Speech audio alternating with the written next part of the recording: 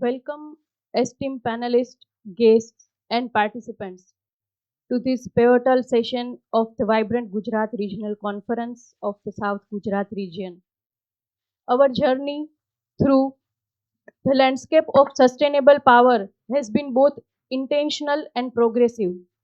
We began at the first VGRC with a high level CEO roundtable focusing on the raw brainstorming of how to effectively harness nuclear power. At the second VGRC, we transition from ideas to action, drafting a concrete roadmap to harnessing nuclear energy. Today, we take the natural next step, having established the why and the how. We are now look towards the next era of nuclear energy, organized by GSECL under Government of Gujarat Energy and Petrochemicals Department and our knowledge partner CEW. This session is dedicated to the mission of Viksit Bharat at 2047 in navigating the Santi Act and harnessing partnerships for 100 gigawatt of nuclear power target. We look forward to an insightful discussion that will set the stage for a more streamlined and future ready nuclear energy ecosystem. Now, we take the opportunity to formally welcome our distinguished guests. I request Shri Somesh Bandyopadhyay, Managing Director GSECL, to kindly welcome our esteemed panelists with a flower bouquet as a token of our appreciation. Shri K.N. Vyas, sir, former Secretary DAE and Chairman AEC, Homi Bhabha Chair Professor DAE. Shri Anil V. Parab, Director and Senior Executive VP, Larsen and Toubro Limited. Dr. Komal Kapoor, Chairman and Chief Executive, Nuclear Fuel Complex. Shri S.K. Malavya, Site Director, Kakrapar, NPCIL. Shri A.P. Samal, CGM, Nuclear and CEO, NPUNL, NTPC. Professor Sunit Singh, Professor IIT Bombay. Shri Vivek Sharma, Business Head, Nuclear Power and Group Head, Energy Strategy, Adani. I also welcome a moderator for the both panel discussion, Ms. Suva Raha, Fellow and Lead International Cooperation, CEEW. Now I request Shri Somesh Bandyopadhyay, Managing Director, GSECL, for welcome remarks.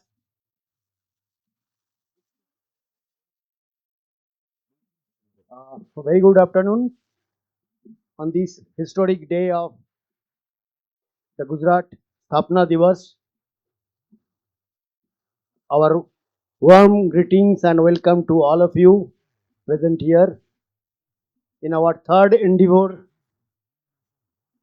that is second after the enactment of Santi Act, and how to achieve and fulfill the targets of that and fulfill the target of 100 gigawatt by 2047.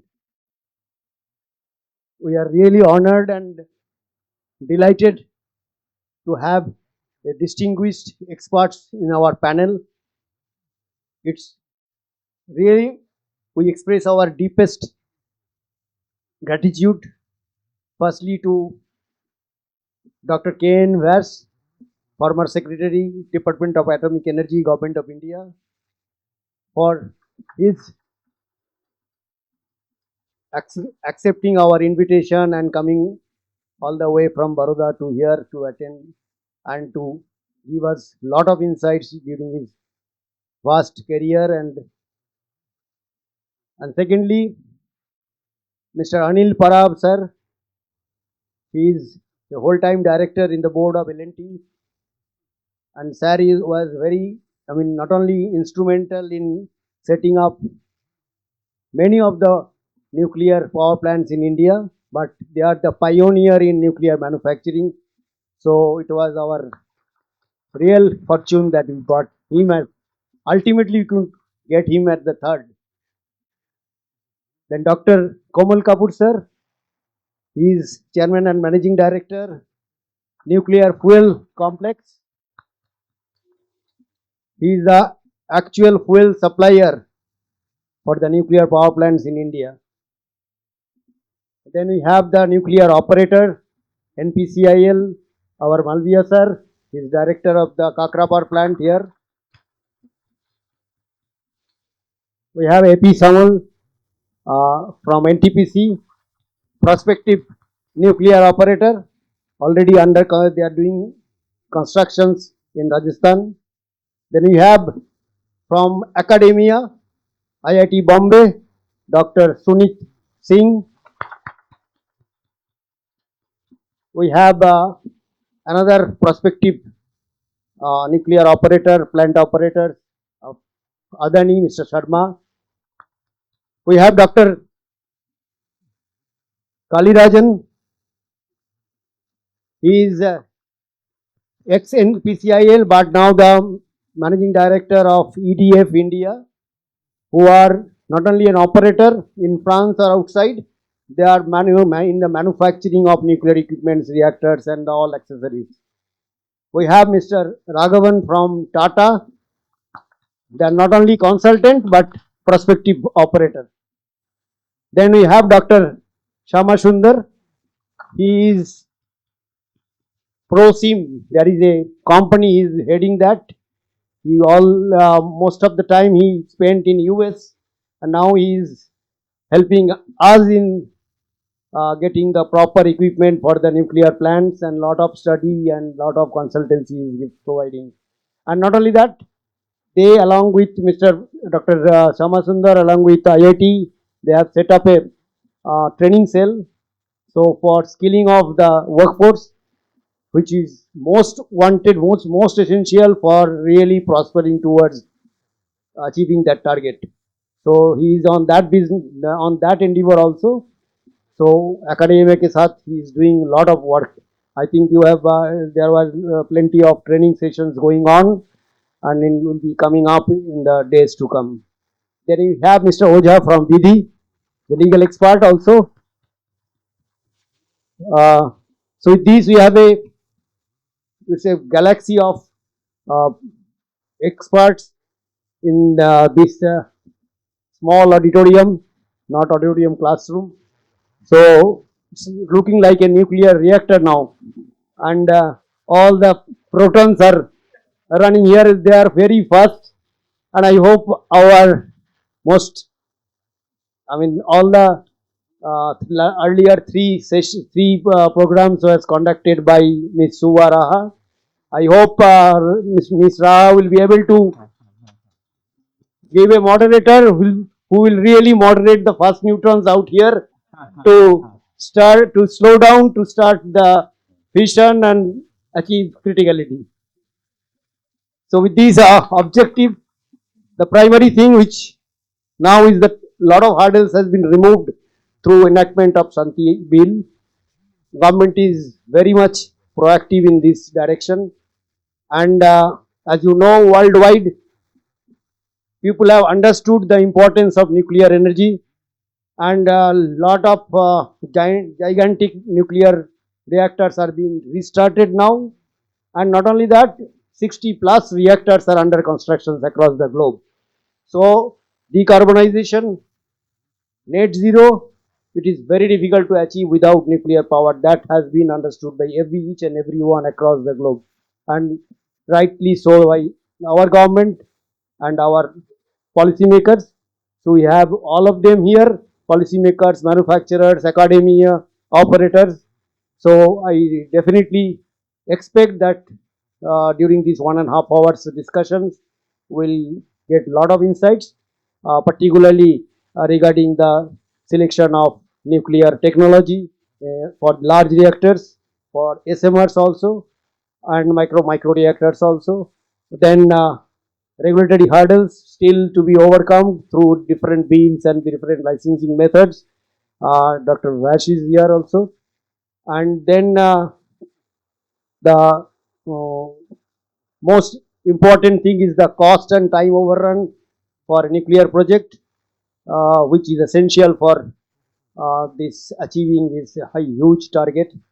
And most importantly is the uh, skilled workforce development, which is a very, I mean, great crisis out here, not only in India, across the globe also. So in that effort, IITs will definitely help us. And another thing, we need to have a campaign across the society to, I mean, remove the unwanted fear about nuclear power. And that socio-political awareness and willingness is very important to uh, achieve this huge target. So I hope during these discussions, a lot of insights will come out about this, how to go about and how to leapfrog to achieve this 100 gigawatt target by 2047. So with this, without any further ado, I hand it over to our moderator to start the session. Thank you.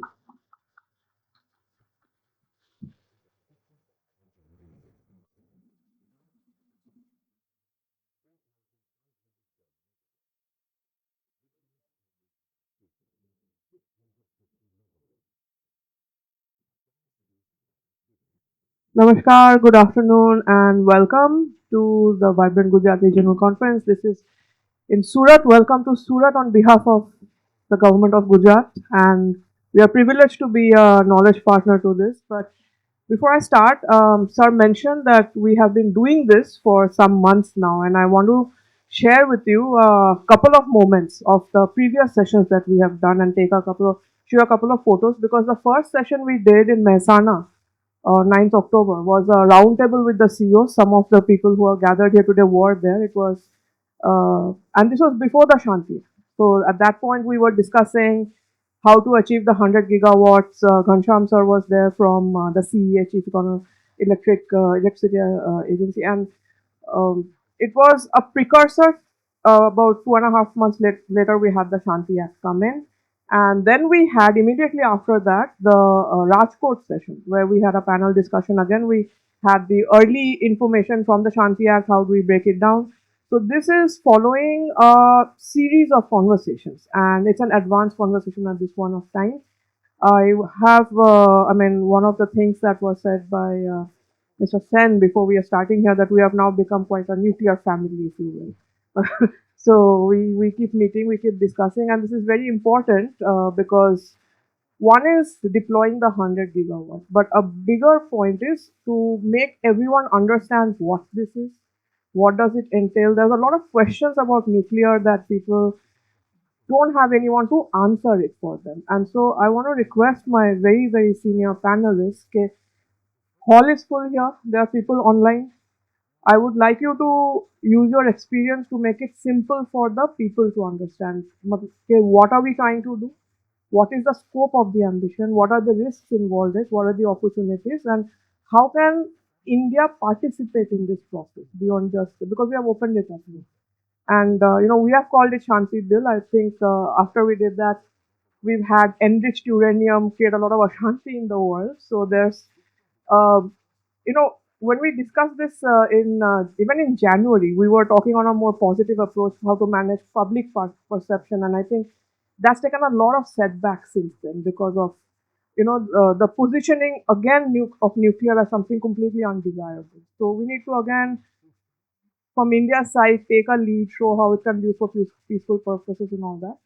So with that very little.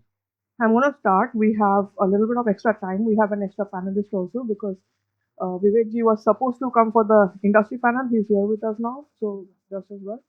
And it's not in any order. Our first session, we have broken it up into two panels.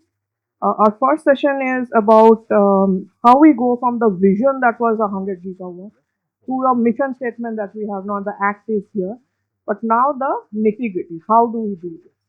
And we of course met our panelists, and the questions are not in any order of seniority or alphabetics or anything, but I'm starting with Vyas sir because he has that overview, and I want to first ask the absolute top level questions of him. Achieving this 100 gigawatt of nuclear power by 2047. An act is not a strategy.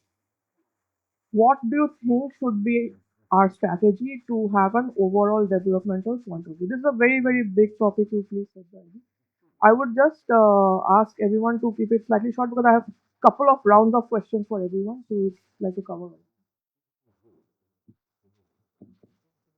So, so is it working?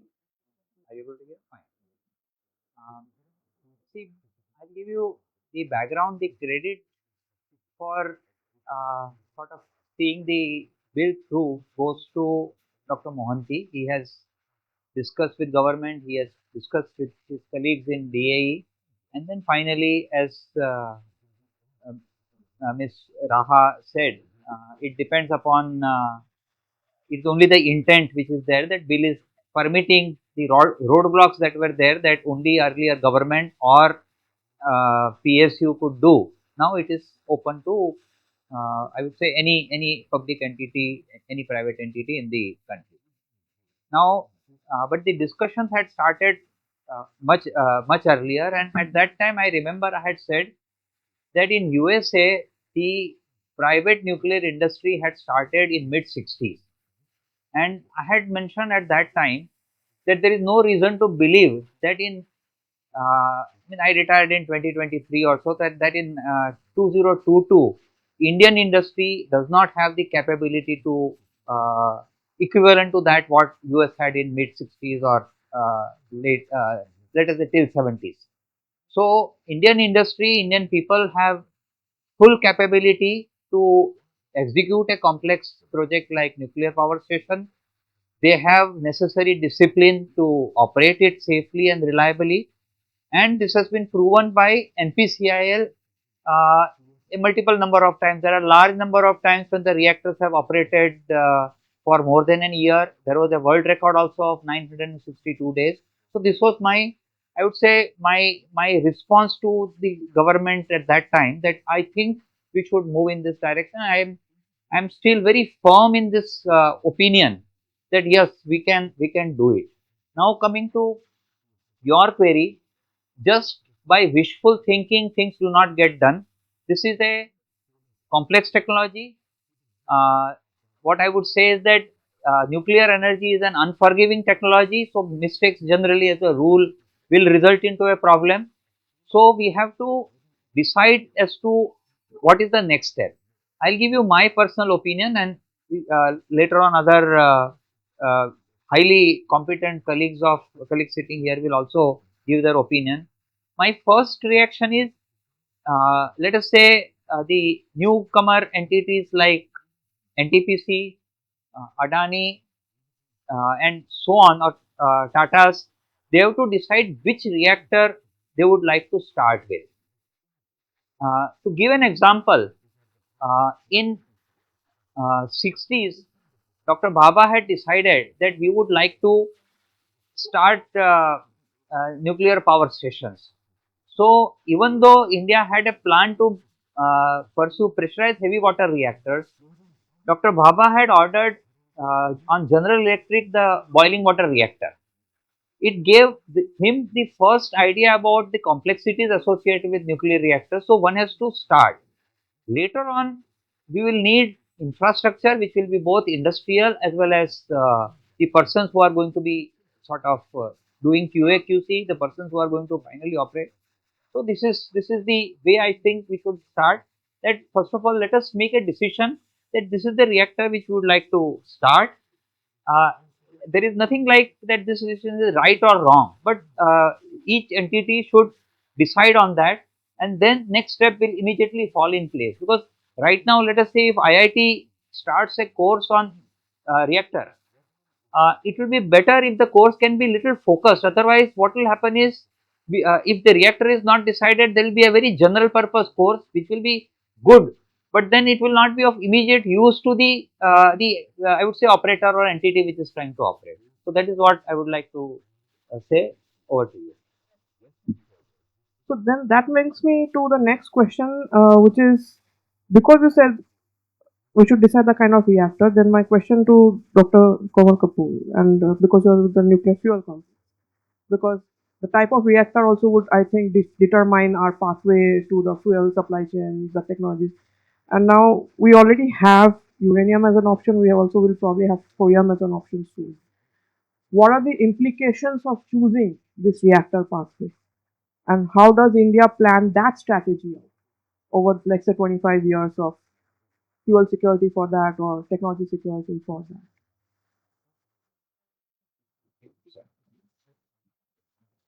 I don't know whether you asked this question to the right person. Uh, so let me just introduce myself so that you get the right idea. So, like we are 53 years old nuclear fuel complex supplying the fuel to all type of reactors operating. There are 23 reactors except for the two reactors which are operating in Kudamkulam. We supply the fuel. We supply the entire reactor core. It's not just the fuel. The entire reactor core is a very complex thing. We also supply out of the reactor many complicated things which are which are done by the private companies like L&T, BHL. So they are our, I would say, they are our customer. So that's our background. So probably the question which you asked, I will just narrow down. But before that, I will just make an opening statement if I'm allowed to. The biggest, I would say, the advantage which we have with the Shanti bill is probably the public acceptance now. It is the public acceptance, and that is the greatest achievement of this bill, that the nuclear energy now finds a very wide public acceptance. I will just take a little bit of philosophical point to say that you think solar to electrical is just one form of energy, but actually that is nuclear energy. The origin of thermal is actually nuclear. So the sun itself is a reactor. So you can just say that the entire nuclear, the energy of our Mother Earth comes from the nuclear energy. That reactor is safe, and we have to make our reactor safe. That is the only difference. That reactor is shielded with our atmosphere, and our reactor is shielded with a man-made design. So this is the difference. Now coming to the point, what type of reactors which we have presently, at NFC we have experience of fuel fabrication for all the three type of reactors which exist. The light water reactors, we are having two boiling water reactors at Tarapur. We have the experience of fuel fabrication for that. There are about 18 reactors which are PHWR type. Some of them are recently commissioned. We have the fuel fabrication facility for all the 18 reactors. There is fast breeder reactor which has got recently commissioned, recently gone critical. So the fuel for that and many of the out of core for that is also coming from NFC. So as far as I would say that the real challenge is not coming from the fuel side, because we have the technology for manufacture of these three types of fuels. The challenge will come that if you are doing what is indigenous PHWR, then it is just a multiplication, right? PHWR is just a multiplication, whether it is 220 or 700 or any other size. But if it is anything which is coming from abroad, then it is not multiplication, it is like whole time fuel supply as well as full time dependence. So this is the difference. But then it is possible to have light, it should be the mix of, because you will not be able to get to 100 gigawatt by only by PHWRs. You will have to have a mix of all type of reactors. So ultimately you will have to have PHWRs and also the light water reactors. The work for that is already started at BRC to design a what is called BSMR. So this is my very short reply to your query. I don't know whether I answered the entire part.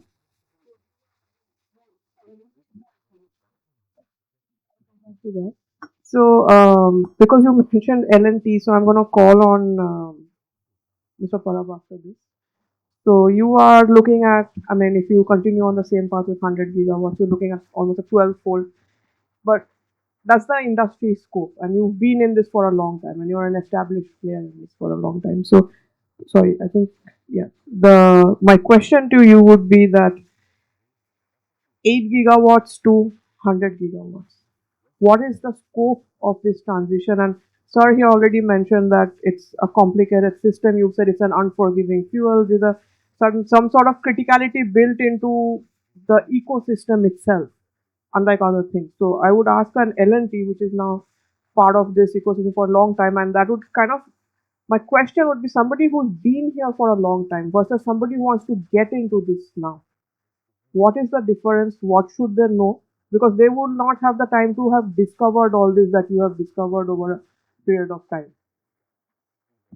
Okay, I think what you are asking is, On the readiness of yeah, L&T the itself, but scaling up is what you are saying from 8.9 gigawatt to 100 gigawatt in next 22 years.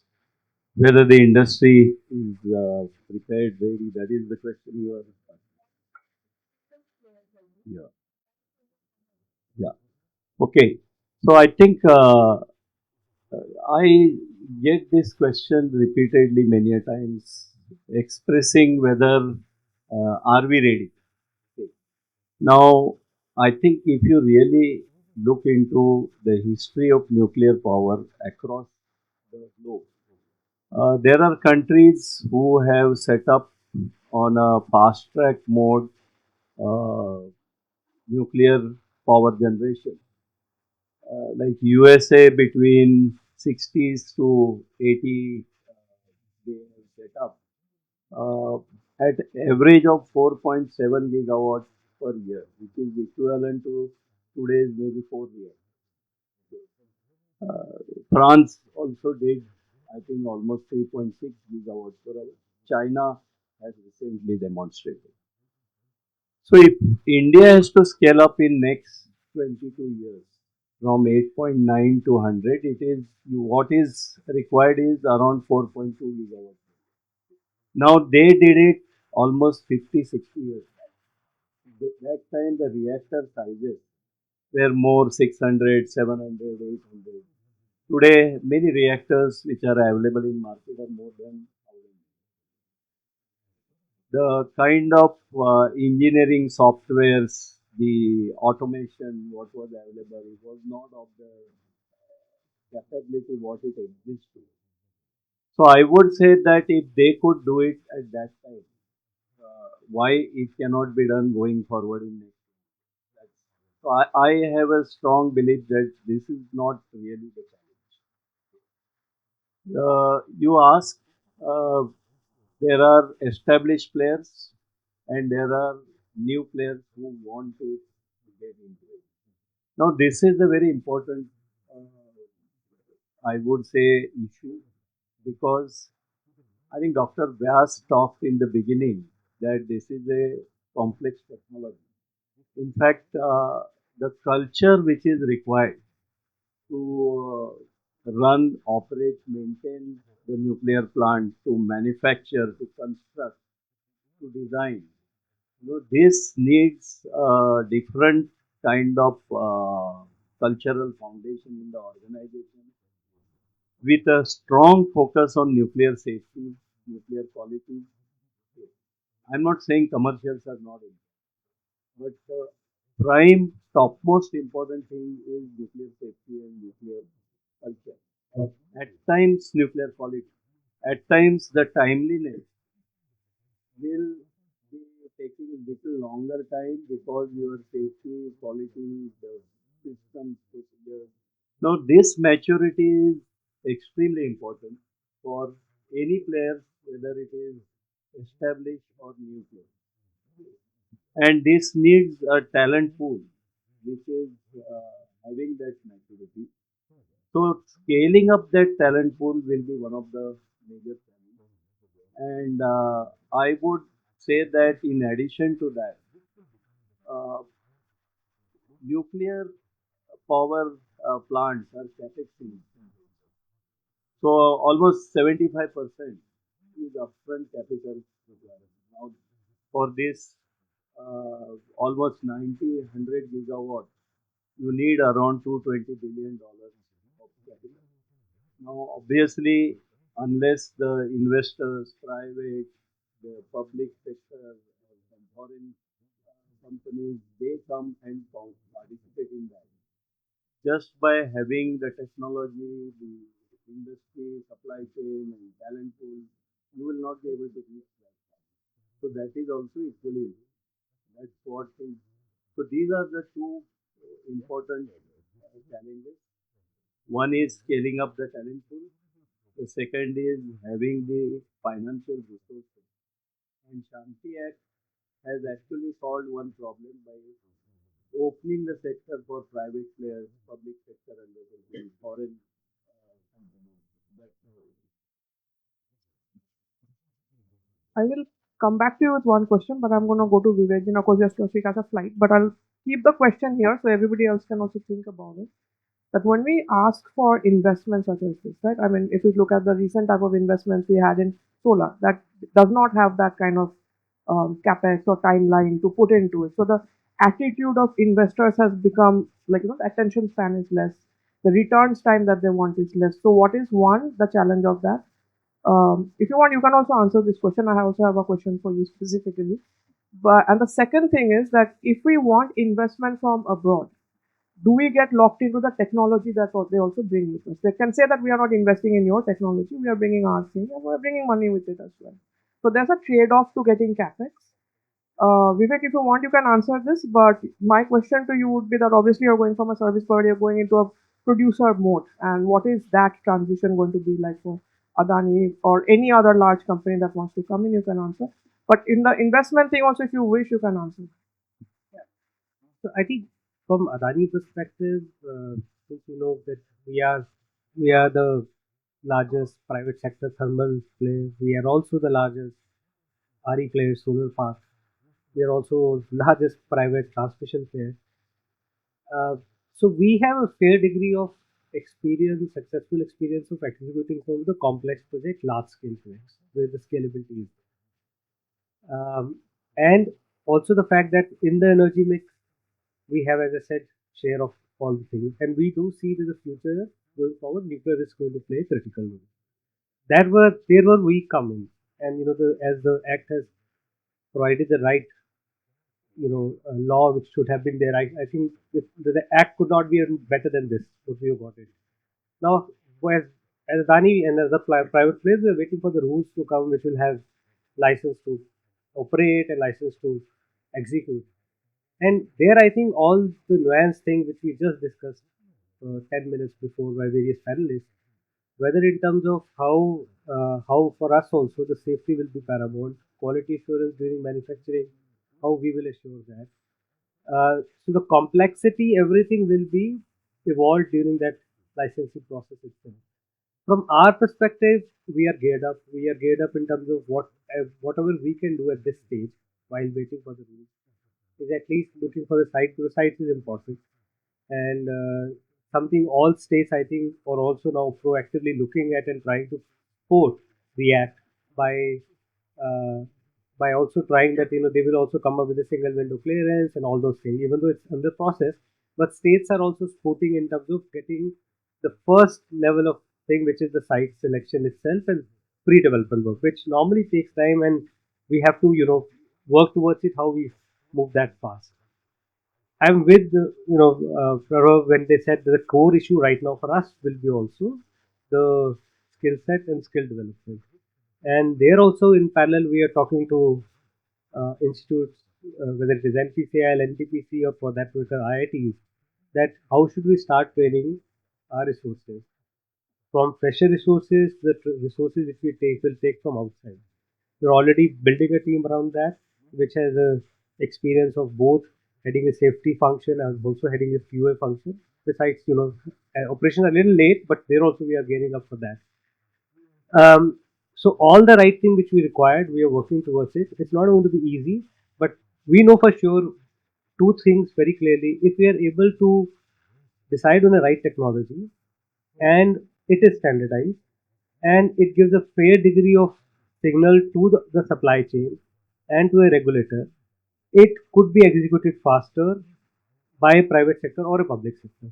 I think globally till now, according to us, that the struggle has been that there has been rightly so the technology has been getting evolved, the standardization has not been achieved, or it has achieved again, there was something happened, it has got. But I think we've reached a stage in India at least, thanks to our scientists and NPCL, we have 220 and 700, which is pretty much standardized with adequate margins.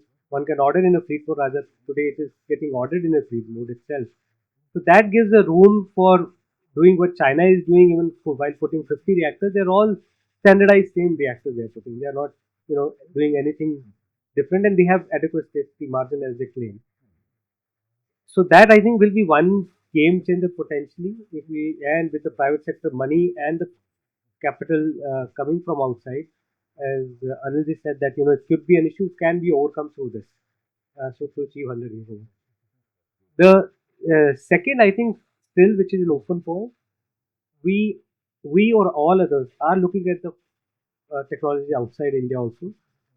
You rightly asked, maybe I think Nilji will answer it. For them to come to India, they have to localize. There is no way out if they want to have to be here for long. Because how much they localize will be important, both in terms of cost as well as the supply chain component or supply assurance for the 40, 60, 80 years of life of the plant. I think these two things will be important for private sector, for a foreign technology getting adopted in India. One is localized cost, Indian labor cost, and second is that supply chain of critical component assurance.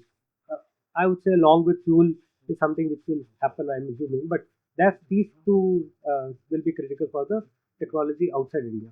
But to start with, very clearly we have a standardized 227 units, which we should all should look at and see how we can scale that up. Create a already we have advantage of ecosystem. 92%, 95% is Indianized.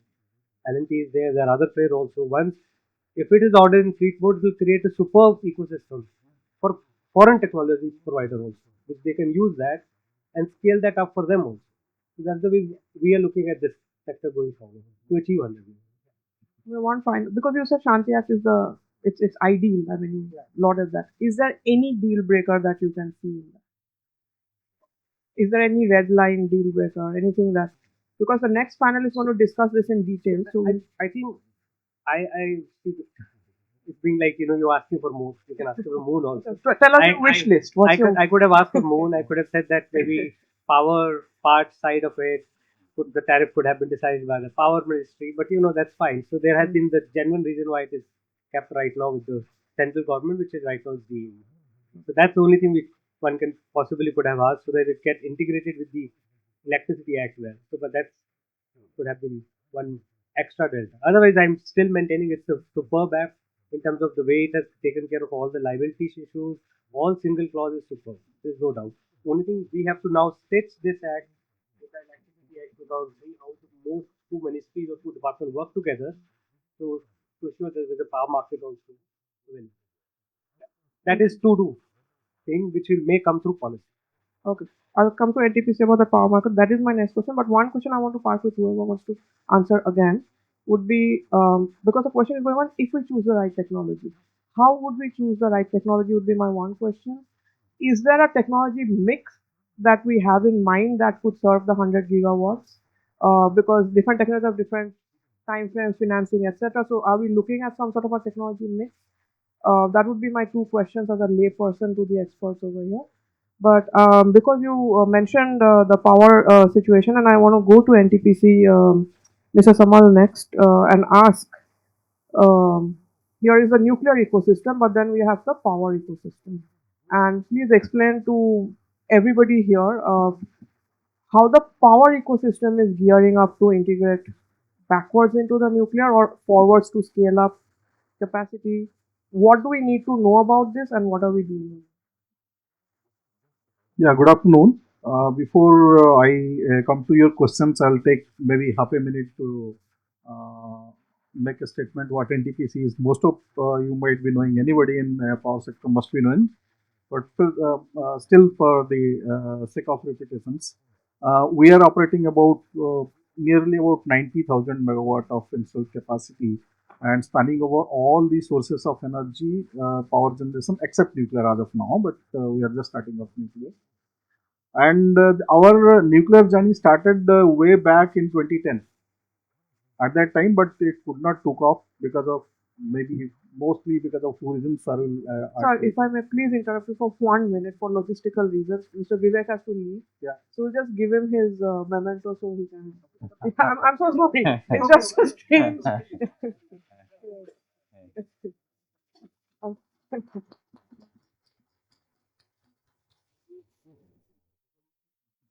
Vivek, thank you very much for joining us. So sorry, please continue. Yeah, that's okay. So in 2010, probably because of the backlash of Fukushima incident and maybe the arcs were not permitting all those things that could not took off. But again, it started in 2022, and the architect I can declare here is a person sitting left to me. So he is the architect who started our second gen of nuclear. And coming to your sir, first question, what the technology to be selected by new vendors? You have already selected our technology. So that is, we have already started this the proven 700 megawatt PSW or Indian indigenous technology. About 95%, more than 95% of this reactor is indigenous. Maybe roughly 2-3% or to max 4% is imported. Otherwise, it is completely indigenous. That ensures your energy security and whatever you said, the independent of geopolitical situations, changes happening elsewhere. All are done. That is, we have already in place. The sir has sown the seed. We are only watering it. So now this Mahi Banswara Rajasthan Atomic Power Plant, we have got all the clearances, ARB approval for the excavation, and excavation is in full swing. That is one. The second, I am now coming to your question regarding the grid infrastructure. You see, I can divide it into two parts of this grid. I mean, grid preparedness to take nuclear power energy. Number one is the infrastructure, that is come to capex, and the other one is the operational aspects. So, as far as your infrastructure is concerned, it is nothing new. It is not special to nuclear power plant. It is same as any thermal power plant, same as your renewables. Only scale is different. Otherwise, there is no difference in be it transmission infrastructure, be it distribution infrastructure, whatever it may be. Now we are at about 500 gigawatt of installed capacity, and we are aiming at how much? About 2000 gigawatt by 2047, roughly about 2000 gigawatt. And coming to the capacity, yes, now the capacity of the nuclear power reactors is very high as compared to previous thing. But present grid is taking 1000 megawatt. One unit 1000 megawatt. Present grids absolutely no problem. With a 500 gigawatt capacity, we are taking 1000 megawatt, and with 2000 megawatt, I don't know, there is no limit. So as far as the grid stability is concerned, there is no problem at all. Now coming to the operational aspect. Operational aspects have two different aspects. One is flexibility. So we cannot expect nuclear power plants to be operated the same way now the thermal power plants are operated. We cannot expect that, and that is catastrophic. We'll not use nuclear power plants the way the thermal power plants are dancing now, and we are not fair about thermal power plants as of now in the name of nuclear and decarbonizing. So, and you have to see the comparison is also not proper. So you have to do some sort of demand side management as well. So you have to go for storage technology as well. Now we have realized, the grid has realized without storage technology we cannot increase the renewable to the extent it is required. So battery storages, PSPs, and other new technology storages like carbon dioxide batteries, sodium, many chemistries are coming up which can store the energy. The third one is your demand side management. So many countries like European countries, they have demand side management as well. They are also integrating nuclear, which is not so flexible as we are expecting. So, for example, daytime tariff. So differential tariff for the day. So when you need most, the tariff is high. When you don't need, the tariff is low. So the loads can be can be shifted. Let's say a washing machine. Can we program a washing machine to start at 2 o'clock in the night, where there is no power demand at all? So why I should and the morning when we woke up, our cloth is ready to be maybe dry. आजकल तो dry होके ही निकल रहा है. The same thing with other technology, EV charging. So why can't I program my car to start charging at maybe 12 o'clock at the night and be it ready in the morning? So that why should I charge it in the evening time or evening peak time or this? So these type of things have to be done in order to integrate all those things. And when we are looking at decarbonizing the grid, so thermal power plants have to the share of thermal power plants have to reduce. You have to do this. Very interesting take on the time of day, because I think when you said that nuclear requires a certain kind of maturity, I think the demand side maturity, which goes to the people behaving in a different way, that opens up a whole different. I mean, we've been trying this with agriculture time of day. We're trying this even with peak hour timings. It's not percolated, I think, the way it has, but this will be a very interesting rest of the public side, demand side management. And very interesting thoughts on that. One other question that, because you said, we'll have 2000 gigawatt grid, etc. One question I face regularly now, and I had faced this when we had started the renewable energy capacity, when we went from 20 to 100 for solar, 175 total. One people would laugh at us saying that it's not going to happen. Otherwise, they would say, yeah. With nuclear also, I get two types of questions. One that says 100 is too much, nahi hone wala hai, or one that says 100 is too less, kya fayda hone wala hai. So anyone and all of you can take this, because this is a common question I'm hearing a lot from media. I'm hearing a lot from experts. I mean, I'm in the think tanking space, so I have my peers, because they are the ones who are commenting on the technology. It would be interesting to have a take from any on all of you on whether you think it's too much, too less, ideal. So we have a perspective. I think, first of all, a country like India, I think there are two fundamental things which we have to remember. We are not talking of either or. Our energy needs to continue to grow at 8 to 10% for next 20, 30 years is so large that you need all forms of it. The second fundamental thing is, see, we have made a commitment of net zero carbon emissions by 2070. Now, basically, why I am referring to the second, you asked about the mix. What should be the mix of various energy and the technology? Now, so considering that, obviously, you will have to keep transitioning towards cleaner, greener energies. That's one thing. But being a democratic country, in any technology, what you talk, I think a lot of speakers express preference for 220 and 700 because that is one of the most economical, cost effective. See, in a country like India, you can't sell the electricity if the cost of electricity tariff is not competitive to renewable thermal. It has to be fairly closer to. So when you decide the technology selection, you can't forget this aspect. The other aspect, which is also equally important, is see, there are reactors which are 700,000, but they also have their exclusion zones, limits and all that. Whereas if you want to achieve 2070 net zero carbon emissions, there are sectors, steel plants, aluminium plants, refineries, they will need to have cleaner source within their plant. Okay. And they may not be the most ideal locations for the nuclear plant. They need a different kind of technology, which is maybe 220 small modular reactors, which will be captive to them.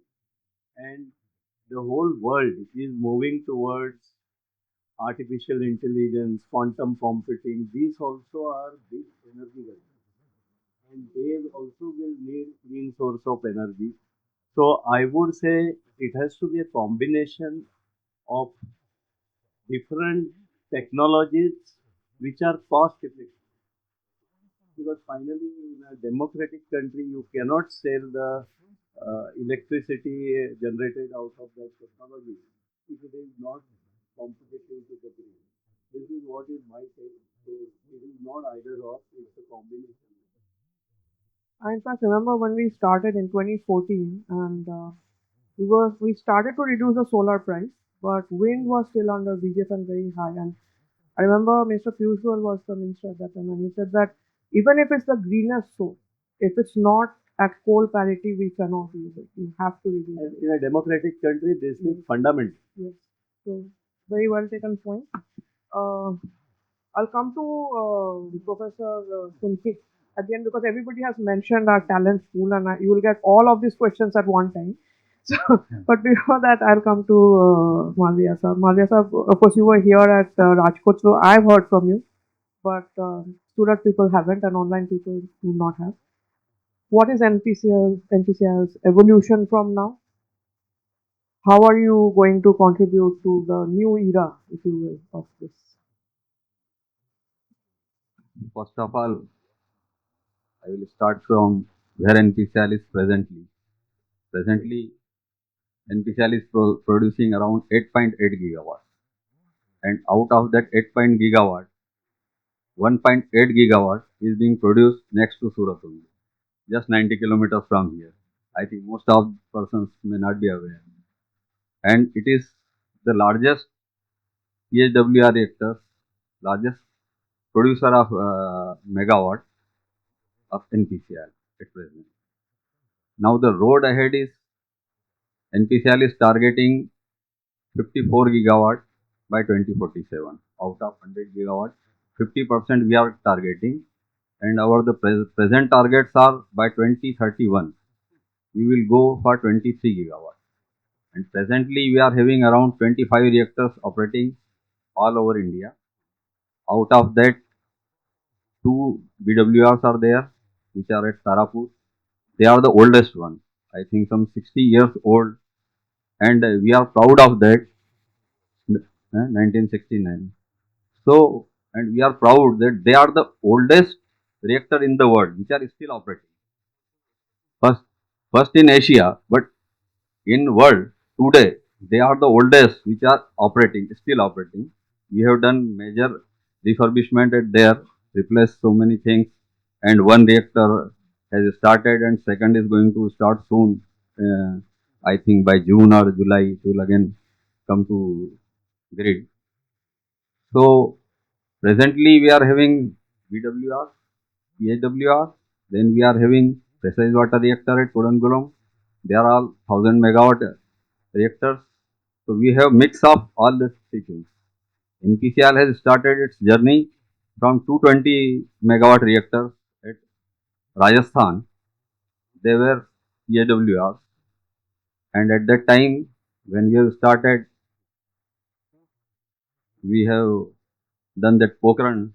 So after that Pokhran event, Canadians have left overnight, and then all our Indian scientists, we have only commissioned them, we have operated them, we have learned from them, and we have improved upon them. And after improving, we have standardized our that technology of 220 megawatt. After standardizing this 220 megawatt technology, we have made number of reactors at Narra, at Kakrapara, at Kaiga, at Rajasthan. And after that, then we have thought of to go further. So we went for 540 megawatt reactor at Tarapur. When we were confident of operating that reactor at Tarapur, then we have further improved our technology, because from the lesson learned we came to know that we can extract more power from it by some modifications. So we came to 700 megawatts. And now at present we are having three reactors of 700 megawatt commissioned and operating. Fourth one is in the process, that will come this year. So with this, now our 700 megawatt capabilities also, we can say it is going to be mature. And now in future, all our reactors will be of 700 megawatt only. So with this, we are going to multiply. Presently, 10 reactors of 700 megawatt. They are under various stage of construction, and further 10 has been announced, which are under different of pre-project activities. So 700 plus 7,000 plus 7,000, 14,000 will get added within next 10 years. I think it answers that next. This is your so this is your no this is yeah this is your plan. Yes, This is your plan of gigawatt plan. NPCL plan. Yes, Yes. but tell us how where you getting the people and what are you doing? I mean ये जो आप बढ़ा रहे हो Uh, many fold. okay. So we will be require manpower also. You will require all sorts of things. So Yeah, we're starting to execute. okay. So going ahead with this massive expansion plan, definitely it will require manpower, equipment. So for equipment, as from L&T, the Parag sir has told, nuclear industry means all over in India, there are so many industries which are supporting to us. L&T is one of our major partners, and our fuel is being supplied by my neighbor, Mr. Komal Kapoor. They are providing all the fuel. So all the technology is available, and there are so many industries, and they are catering to us. I think more than 90% of our requirement we are getting from India itself. Only some imported parts we are taking from outside, and rest of the things we are manufacturing over here only. So if we are going for some this mega projects, we are calling as the fleet mode, then industry will also get big orders. So then that scale will be different. So we will also get price competitiveness, because presently we are giving order of some two or three numbers. When we are giving the order of some 50 or 100 numbers, then there will be price compatibility. We will get cheaper. So that is the competition we will get in the industry. Regarding manpower, definitely we will manufacturing can be done within some time frame or that, but manpower development is a big job. So for that, presently we are going every year we are recruiting around some 400 to 500 engineers, and we are having our training centers at different places, and every places we are training them, and it is a 1 year program for that. But now when we are going for this massive, then we may have to look beyond that, and beyond that means then we have to approach all other institutes. Like earlier we used to get from power engineering trainees, because from if you leave ahead nuclear, turbine and other parts are same. So whenever this other training is being done from there, we can take the manpower, we can train them on nuclear part, and then we can get them involved in our jobs. So if you have to go big way, then some institutional things like IITs or NITs or some engineering college, everywhere we have to go for some courses where they can be graduated in nuclear technology, and then they can be absorbed. At least theoretical part they will get from there, and then whatever on the job experience we are giving, so that time that can be given at our plants. So right now what 1 year training we are giving to our persons, that can be reduced to 4 months or 6 months. So that way we can get men as well as material.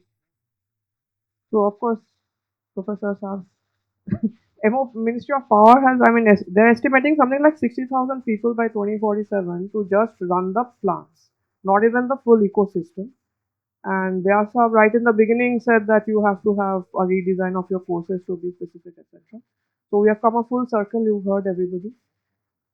Please tell us what the IITs at least are planning, or if you see a bigger ecosystem change, will be please tell us. Thank you. So, I mean, already too much has been said about requirements, so I will skip that part. So, I see for an academic institution threefold challenge here. First is regular curriculum. So, for example, IIT Bombay already is IIT Bombay is already looking at starting a UG minor, undergrad minor in nuclear engineering. We were thinking of doing it this year itself, but definitely by next year, and an MTech program. That is somewhat straightforward for us, because an academic institution, it's straightforward because we have the infrastructure for that. And so But the problem is manpower ready to work at the industry immediately? That is where the challenge is. And it is already kind of pointed out that which reactor technology, because our curriculum also should be according to that. And so that is what we are doing, but other IITs are also working on that. And government also through this AICT, All India Council for Technical Education, is looking for starting minor throughout India and nuclear engineering. Problem is teaching the teachers. Do we have the pool of talented people to actually teach them? So when we say talent pool, we are talking about people working in the industry, but we also have to think about who will train them. So good thing is the AI organizations have been running lots of training schools, and they have early retirement age, 60 years. So was earlier than us, earlier than us, earlier than us. So we have talent pool to some extent. May not be what is required, but as an educational institution, we can provide the infrastructure and readiness to develop the program. So the first thing I already said, the threefold thing I was talking about. The first is regular programs, BTech and Tech. And as Malviji pointed out, they may not be industry ready, but with some training, they will get ready. And similar thing, Parabji already told about talent pool requirement, and Vyasji mentioned reactor type. So problem with academic institutions is that very specific reactor type education. I think we'll stop for a second because minister is here. નમસ્કાર. આપણી વચ્ચે honourable cabinet minister of energy and petrochemicals department government of Gujarat Shri Rishikesh Patel sir અને honourable state energy minister of Gujarat Shri Kaushikbhai Vekariya sir આપણી વચ્ચે ઉપસ્થિત છે. હું Somesh Bandyopadhyay MD જીસેકને વિનંતી કરીશ કે બંને મંત્રીશ્રીઓનું અભિવાદન કરે.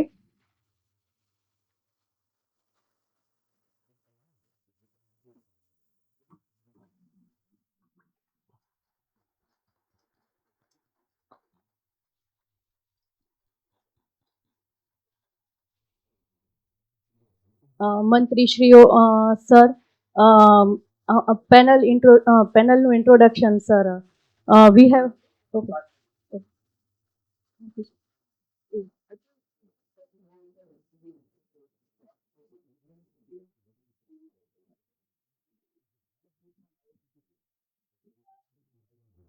Yeah, so I was talking about manpower development because it is very important for nuclear energy. So I was pointing out that one is the common educational standard thing like BTech and Tech programs and all that. Second, the threefold thing I talked about. Second thing is training the manpower which exists in other industries who are interested or we need them to be trained in nuclear. So there are many engineers which with some training can move to nuclear. For that, again, academic institutions are helpful because nowadays it's very common for IITs and other academic institutions to have this continuing education program type of things where we train professionals. So as soon as Shanti Bill was there, we already had two CP courses in last 2 months. So March we had one of general nuclear power generation, just like an awareness kind of 2-day course. And then with help of the Rosatom, which is the Russian company, a simulator training on nuclear with the help of ProSim. Their CMD is also present here. So that is something we need to do. That training of the professional. Again, help from everyone is needed. I'm not saying IT will be able to do it because we also have the same problem. We don't have many people teaching in nuclear engineering because that was job opportunities were not there. So we don't have that. But we have lots of professionals who can help them. So we can provide the educational infrastructure, the idea that we have the resources available to manage these kind of courses because we are doing it for a long time. So that is the second thing that we have to train the existing professionals. And third is our duty to the society, the awareness, which already many people have mentioned that we need to make people aware. And their academic institutions, because when you make a student aware, that is for a long term. So not only students and then to the society. So we can think of some kind of training programs or educational outreach to the society, not only to the professionals, society in general. And there also academic institutions are helpful. I know that NPCIL has been doing it, DA organizations are doing it, but they are the players. So when always question is, you will always say nuclear is good because you are the part of it, right? You are part of the ecosystem, so you'll always support it, right? But it's an academic institution, and there are pros and cons. The people will in IIT itself, there are faculty who will not agree that nuclear is safe. So at least we can have a debate. So it is not one-sided kind of thing where people who are interested from the industry side are saying that whether it is good or bad. We need people from the academic institutions which to some extent are neutral. Nobody is neutral really, but to some extent are neutral enough that we can actually engage with the people and make them aware. That is my take on that. Thank you. So you wanted to. Yeah, just I wanted to make one small introduction because Department of Atomic Energy has a training school which probably is mentioned a couple of times.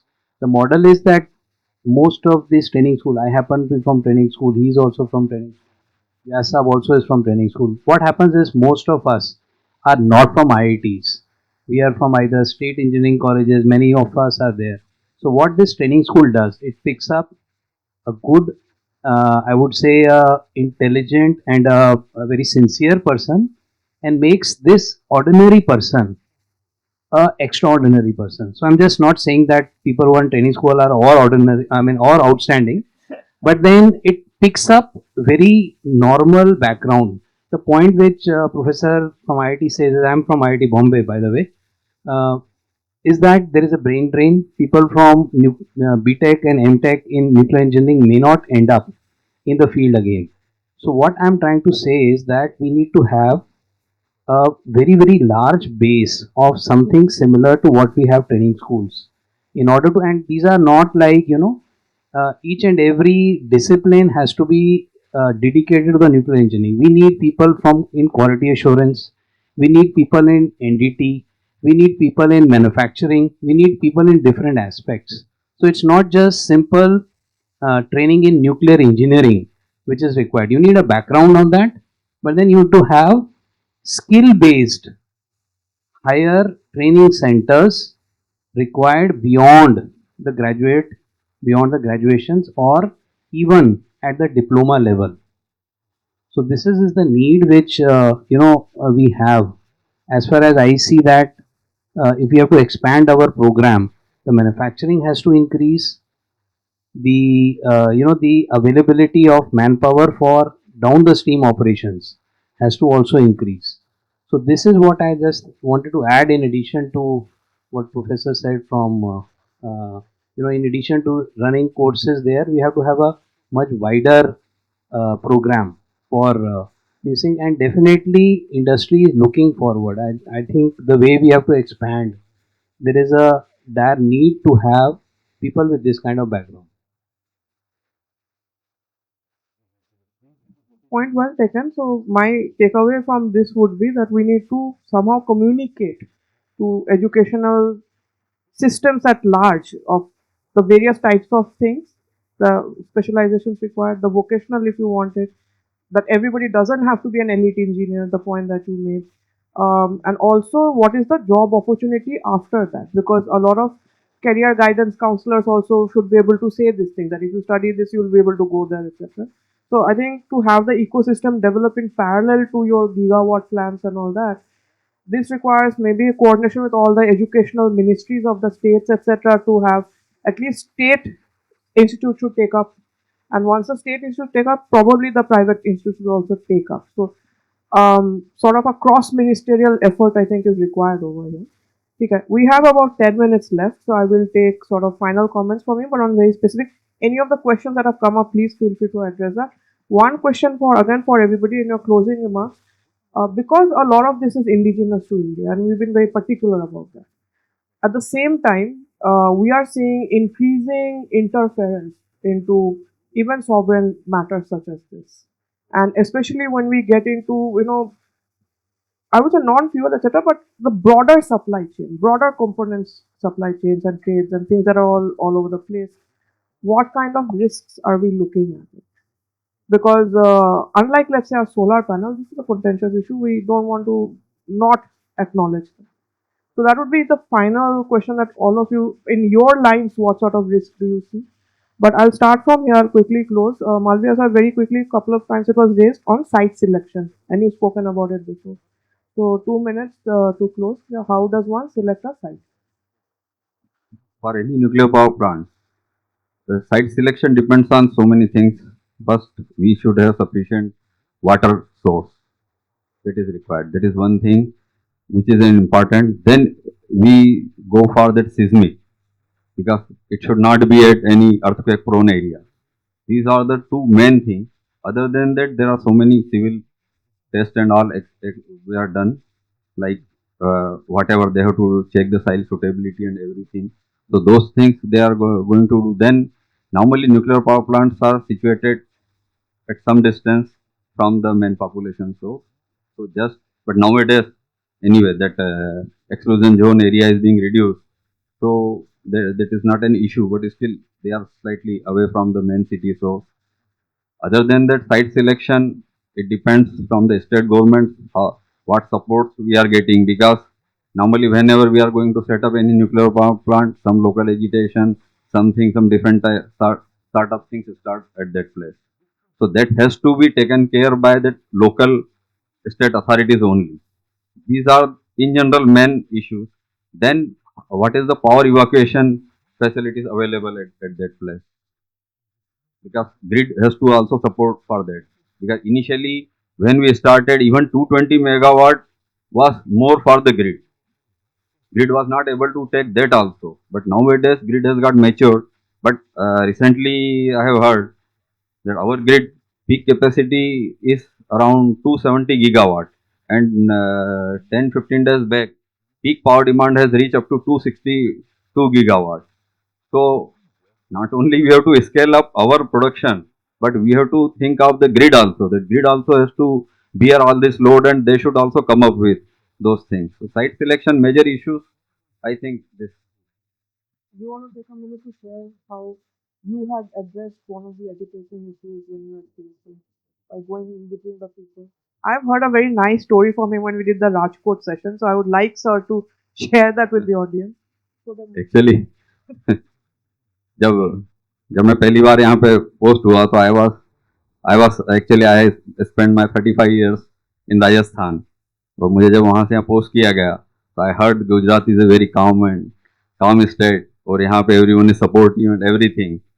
But I think I have faced, my some of the colleagues are here, they know I have faced the worst agitation over here. Actually it happens, means nuclear is one thing, but how people manipulate. Look, there are some petty issues. They want that some person, एक कोई driver है वो दारू P करके गाड़ी चला रहा है, अब वो complaint comes, so okay, you ask the contractor that remove him as per contract condition, you have to remove it. But now local sarpanch and others, I cannot take the name, sir is also sitting over here. so, so, so that is only small thing. But now what they have told all other persons in the colony कि आपको जो यहाँ पे तनख्वाह बड़ी कम मिल रही है, अच्छा उसमें मैनिपुलेशन है. जब 20 लोगों को काम में लगना है उसकी जगह वो 30 लोगों को काम में लगा के रखते हैं ताकि हर व्यक्ति को 30 दिन की जगह जो है 20-20 दिन की सैलरी मिले. तो इस तरीके से, और फिर उसके बाद में उन्हें बताया जाता है कि आपको कम सैलरी दी जा रही है. ये करके उन्हें सब लोगों को बरगला करके सबको कॉलोनी के गेट पर बैठा दिया गया. टीवी में और न्यूज़पेपर में सब जगह न्यूज़ रन हो रही है, न्यूक्लियर पावर प्लांट काकरापारा में जो है लोगों को सैलरी नहीं दी जा रही है और लोग सैलरी के लिए जो है वहाँ पे एजिटेशन लगा करके बैठे हैं. नाउ यू जस्ट थिंक, इतना बड़ा न्यूक्लियर पावर प्लांट है, 1.8 गीगावाट यहाँ पे हो रहा है, बट ओनली सम सरपंच, कुछ लोगों को और साथ में उन्होंने ले लिया और पूरी कॉलोनी को उन्होंने होस्टेज कर लिया. They have close the doors of the colony, और सारे जो लोग हैं उनको जितने भी काम अंदर कोई कर भी रहे हैं उनको भी जा करके वो लोग सबको निकाल के बाहर ले आए कि कोई किसी घर पे काम नहीं करेगा, और प्लांट में भी जितने वर्कर्स हैं उनको सबको, जो कैजुअल लेबर्स हैं सबको बाहर वो कर लिया। एनीवे, अभी डील करने के लिए then we have talk to our local collectors, state authorities and all, SP, DSP, इन सभी लोगों के साथ में हम बैठे। फिर ये हुआ कि ठीक है, उनको बुलाया जाए, उनकी क्या डिमांड है। फिर हमें खबर मिली पहले कि करीब 14 सरपंच वो लोग आएंगे बात करने के लिए। तो थोड़ी देर बाद पता चला नहीं 25 लोग आएंगे बात करने के लिए। मैंने कहा ठीक है, हम लोग 7-8 लोग थे मैनेजमेंट के, and I was heading them. उनका बुला लो उनको यहीं पे। फिर खबर मिली कि नहीं 100 लोग आएंगे वो लोग। तो मैंने कहा चलो ठीक है, उतना भी हम जगह करते हैं 100 लोगों के लिए।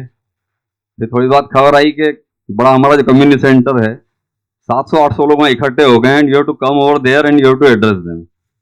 वहीं पे उनकी समस्या को सुनना है। तो एसडीएम ने पूछा मुझसे, मैंने कहा ठीक है, मुझे कोई इशू नहीं है, लॉ एंड ऑर्डर आपका काम है, आप देख लीजिएगा, हम में से किसी को कोई हो नहीं, बाकी तो ठीक है, विल सी। अब वहाँ जाने के बाद में एनीवे डिमांड तो फाल्स थी।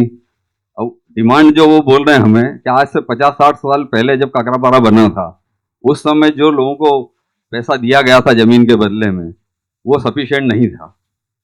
अब ना दिस इज मतलब एक्चुअली टीवी में रन हो रहा है कि लोगों को सैलरी नहीं मिल रही है, लोगों को बेवकूफ़ बना के वहाँ बिठा रखा है, और वहाँ जो उनकी डिमांड है कि उनको उस समय पैसा नहीं मिला था। मैंने कहा ठीक है, आप बता दीजिए। भाई देखिए, स्टेट गवर्नमेंट का काम है, वो हमें जमीन लेकर के देती है, और स्टेट गवर्नमेंट जो भी डिसाइड करती है कि ओके इतना जो भी रेट होगा, कि उस समय का कि 50,000 रुपये पर एकड़ या 1 लाख रुपये, जो whatever state government has decided that has been paid by them. वो लोग कुछ एक बोरा भर करके पेपर्स लेकर के आए थे, और उसमें से वो ढूंढने लगे कि किसी व्यक्ति को कम पैसा मिला हो, बट 2 घंटे करीब वहाँ वो चला, 2 घंटे में वो लोग ढूंढ नहीं पाए कि किसी को भी कम मिला हो। देन द सेकंड क्वेश्चन उनका था कि हमारे लोगों को आप नौकरी नहीं देते हो। अब हमने कहा हमारे लोगों को मतलब नौकरी देने का तो this is a central government project, everyone has to come through the process. अब प्रोसेस के थ्रू आना है, हम आपको जितने भी लोग हैं, इन जनरल एनपीसीआई की प्रैक्टिस है, आसपास के गांव में या सब जगह हम लोगों को बुला करके ट्रेनिंग भी देते हैं। मैथ्स, फिजिक्स, केमिस्ट्री जो भी हम कोचिंग 1-2 महीने का कराते हैं हर एग्जाम होने के पहले। अब मैंने कहा उसके अलावा ये तो हो नहीं सकता कि किसी को हम सीधे घर से जाके उठा के ले आए, तो सबको उसके थ्रू ही आना पड़ेगा।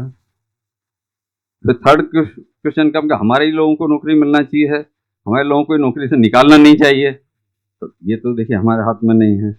तीसरा ये था कि अब हमारे ही लोगों को आप सारे ऑर्डर दोगे। अब ऑर्डर देना काम भी गवर्नमेंट पोर्टल से होता है, जो भी लोग गवर्नमेंट वाले हैं सब दे नो कि सारे ऑर्डर्स जो हैं उसके थ्रू ही होते हैं। देन द क्वेश्चन केम के साहब आसपास के जो है ना गुजरात के लोगों को नौकरी नहीं मिलती यहाँ पे, और दूसरे स्टेट के लोग आकर के यहाँ पे नौकरी करते हैं। अब फॉर्चुनेटली अभी क्या उसी समय अभी हमारा एक रिक्रूटमेंट चल रहा था, तो उसके लिए हमने 200 पोस्ट के लिए वैकेंसी निकाली थी। तो फिर मैंने उन्हें बताया कि देखिए ये 200 पोस्ट के अगेंस्ट में जो लोकल चूंकि लोअर लेवल की वो है, तो इसका हम एडवर्टाइजमेंट सिर्फ गुजरात के न्यूज़पेपर्स में ही करते हैं as per policy, but anybody can उसमें ज्वाइन कर सकता है। तो ऑल ओवर इंडिया से जिसको खबर मिलती है वो लोग अप्लाई कर सकते हैं। अब उस 200 के अगेंस्ट में ऑल ओवर इंडिया से टोटल 20,000 एप्लीकेशन आई हमारे पास में। उस 20,000 एप्लीकेशन में गुजरात की सिर्फ 1800 एप्लीकेशन है। अब अगर सिर्फ 1800 एप्लीकेशन है, then how can you think, और गुजरात के बाद में जो डिस्ट्रिक्ट है जो जो हमारा जो है इसमें सूरत और मांडवी आता है, वहां से मिला करके टोटल 200 है।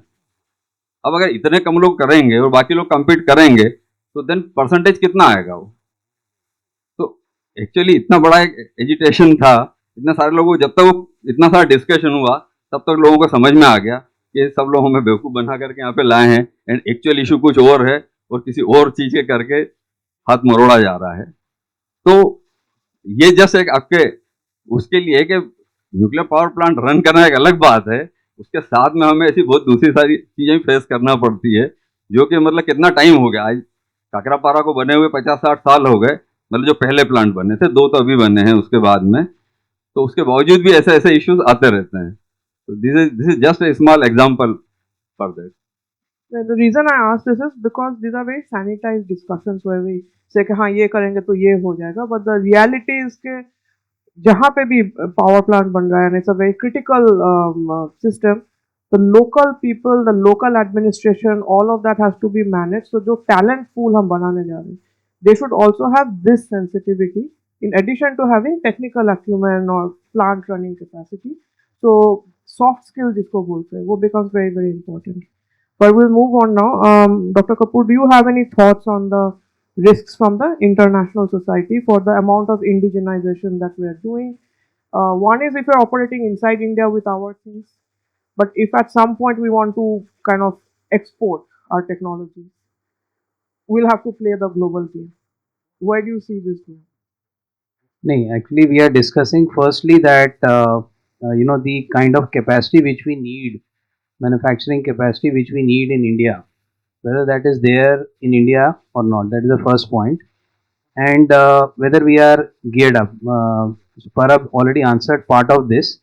I would say that when we are doing this kind of expansion, it is not just a niche industry which is going to supply the things.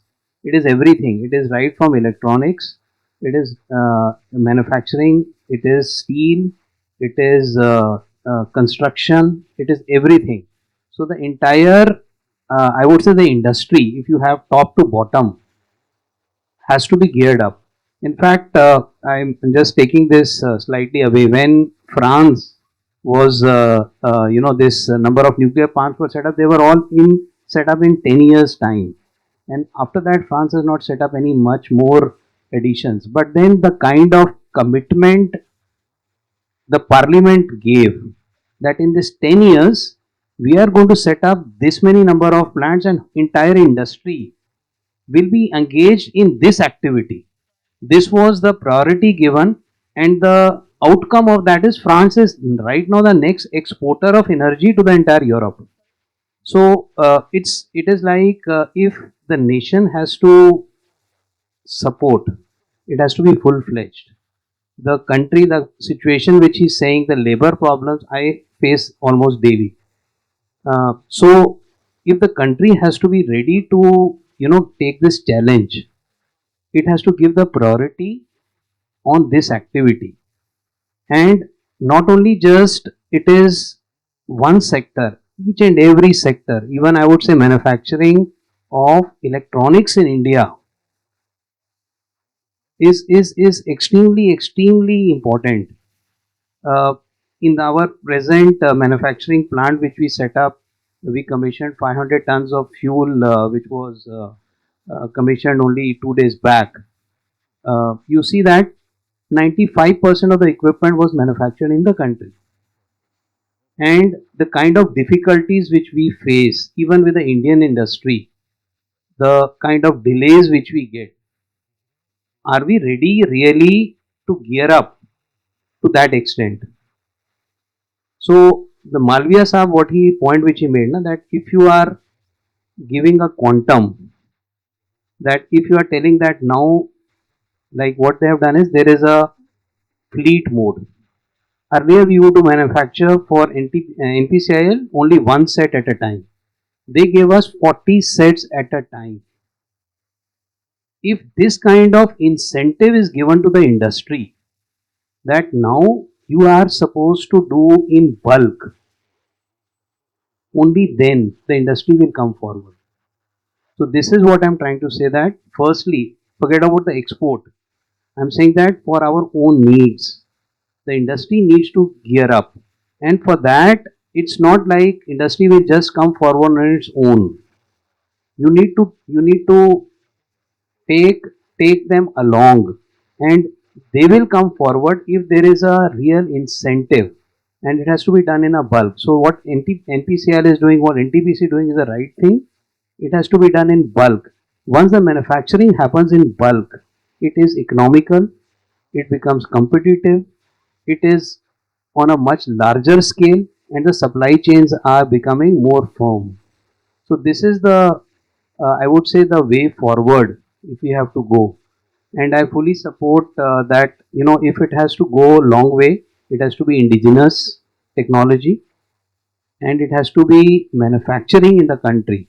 You cannot have nuclear power plants in India in which 95% of the manufacturing has been done abroad. So you will be at a later time, you would be, caught up in a real situation which we had in Tarapur or which we have in Rajasthan, in which, the once Buddha smiled, we call it Buddha smiled, is the same day. And the entire manufacturing of the fuel and this thing was taken up by NFC.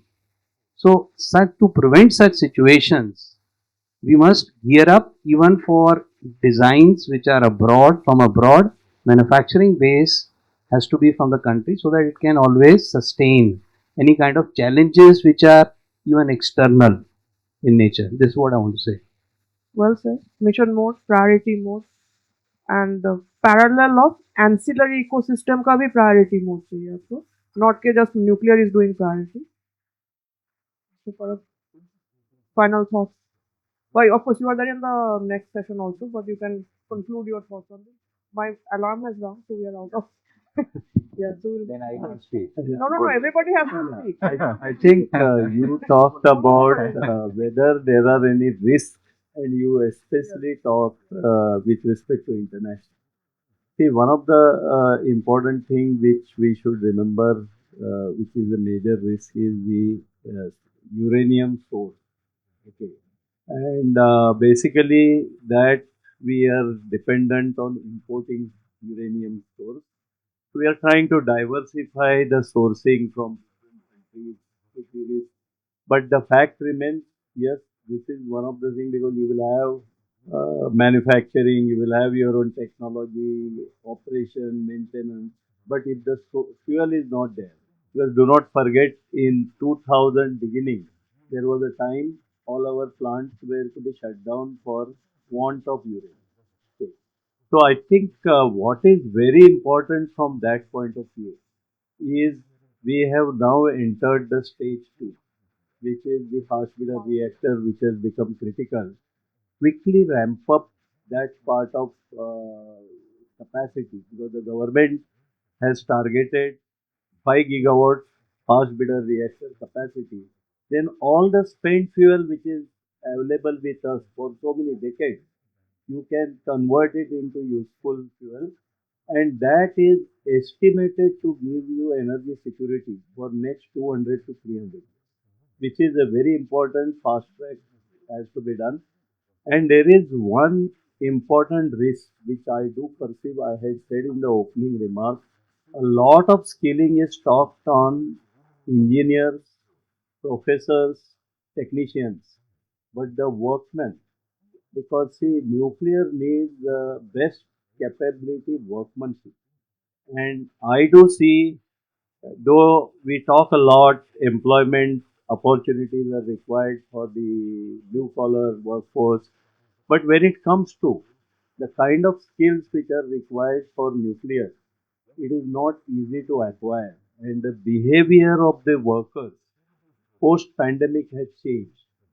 They do not want to put those extra efforts to be expert in nuclear welding, nuclear kind of fitments and tolerances.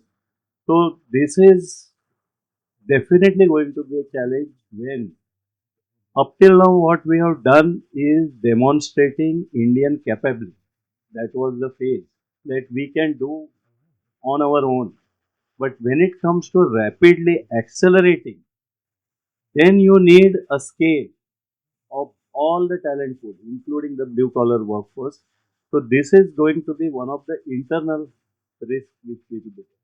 Thank you. So, like you had said, the maturity of the workforce more than the skill, but it's also the difference between capability, which is demonstrated, but the capacity, which has to be scaled up. Yeah, sir. Comments, please. आपका तो mic लगा हुआ है. हाँ, इसी में इसी में बोलिए.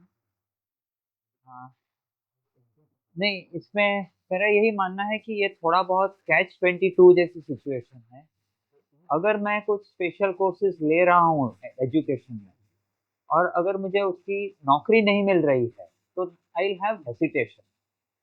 हाँ, आपने जैसे देखा होगा कि आईटी के सेक्टर में काफ़ी सारे लोग सिविल इंजीनियर्स थे, उनकी भी ज़रूरत थी. They all went into information technology because they had basic capability. तो मेरा जैसे मानना है कि अगर कोई इंजीनियर है, रीजनेबली सिंसियरली पढ़ा है तो वो कहीं पर भी अडॉप्ट हो सकता है, बट नौकरी मिलनी चाहिए, क्योंकि मुझे जैसे पता है कि if somebody and no professor or no teacher would like to educate a student who cannot be employed. I mean, I will feel bad that I have taught this particular student for say maybe 4 years or 2 years for master, and finding it difficult to it is a huge amount of embarrassment.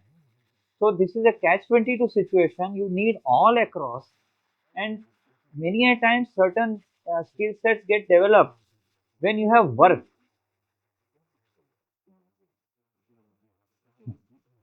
Yeah, I just wind up. हाँ, हाँ, नहीं वही।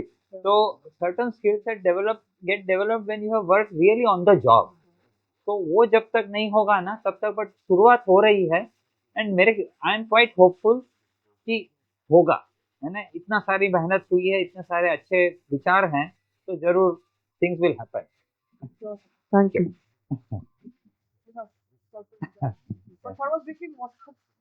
अगर sir आपको कोई कुछ question है या कोई भी है ना, तो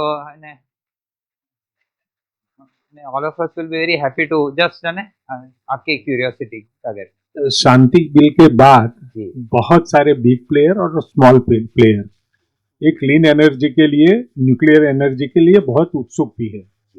फ्रेम भाई रूल्स तो कुछ बने नहीं है, लेकिन पार्टिसिपेशन सेंट्रल का भी होगा, स्टेट का भी होगा। क्या डिफाइन होता है क्लीन एनर्जी के लिए? ये पूरा बिल पूरे देश में अभी तो बहुत सारी वो चर्चाएं नहीं हुई है, लेकिन मैं मानता हूं कि ये होने से बताया कि यूरेनियम सोर्सेज, अगर कोई बिग प्लेयर भी आएगा, स्मॉल भी आएगा, स्मॉल रिएक्टर लगाएगा, तो उसका जो लगाएगा कैपेक्स आएगा, कैपिटल कॉस्ट लगेगा, और उसको वो यूरेनियम का सप्लाई कितने सालों तक का हम कर सकते हैं। बहुत सारी बातें अभी बाकी है, हवा में भी है। तो अभी तो ये जो थॉट प्रोसेस चल रहा है देश के लिए बहुत अच्छा भी रहेगा, और क्लीन एनर्जी के लिए जैसे आपने बताया फ्रांस में बहुत सारा कुछ काम वहां पर किया है, वो अब एक्सपोर्ट भी कर रहे हैं। तो मतलब ये देश के लिए, अपने देश के लिए, इसके लिए संभावनाओं बहुत है। और तो मैं तो ये भी मानता हूं कि सिर्फ यूरेनियम पे नहीं, थोरियम है, अगर दूसरे भी ऐसे कोई धातु होगी तो उसमें से भी जो जल्दी से रिएक्ट करने वाले जितने भी मिल सकेंगे, बहुत सारा हो सकता है। वो 2050 तक बहुत सारे बदलाव भी आने वाले हैं, लेकिन अभी जो है उसमें हमें आगे बढ़ना है, ये बात पक्की है। आदरणीय नरेंद्र भाई मोदी साहब भी इसके लिए बहुत ही उत्सुक है। शांति बिल के जरिए ये जो गेट खोला है, मैं मानता हूं कि अगले समय के लिए बहुत सारे लोग आएंगे, लेकिन चर्चाओं के बाद जो जैसे मेन फोर्स की भी बात की गई, टेक्निकल पर्सन्स, बहुत सारे चैलेंजेस हैं, और चैलेंजेस है तो अपॉर्चुनिटी है, वो पक्की बात है। तो मैं मानता हूं कि इसमें भी आगे इंडिया बढ़ सकेगा। एक दरवाजा खुला है, एक थॉट प्रोसेस चालू भी हुआ है, दूसरे थॉट प्रोसेस के अंदर बहुत झड़प से हम इनकॉर्पोरेट कर सकते हैं, लेकिन इनमें थोड़ा टाइम तो लगेगा, ऐसा मुझे अभी लगता है, लेकिन हो सकेगा, इतनी बात पक्की है। Thank you.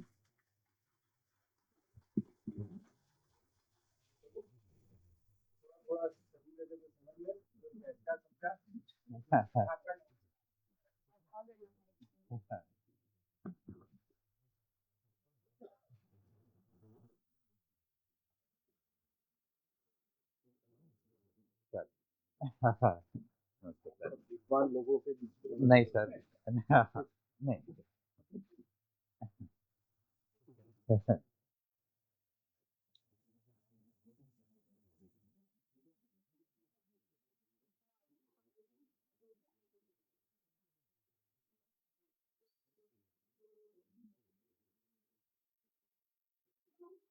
Oh, be careful, be careful.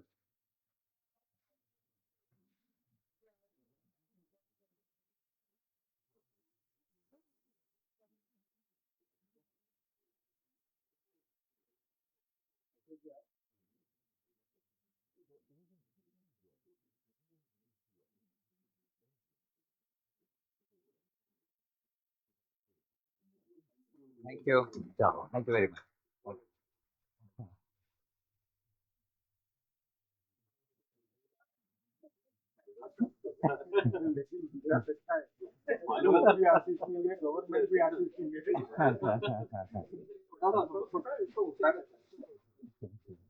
चलो sir, thank you sir.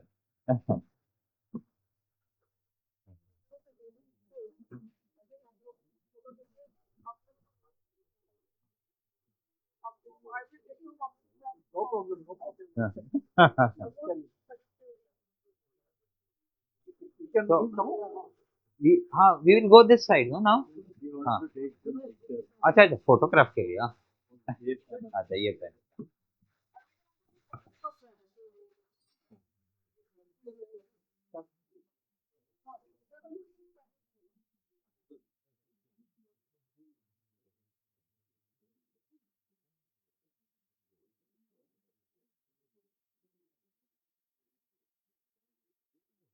Thank you.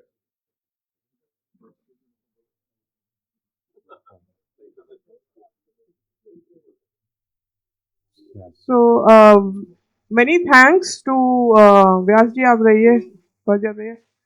आप इधर बैठे, आपका कमेंट ले लेंगे यहाँ से. And please sit. I will take comments from you from here. Yes. We'll do a 1 minute changeover and then we'll... यहाँ से यहाँ लाना पड़ेगा. हाँ. First आपको पूछना. हाँ, let's see. I got your question. Hello.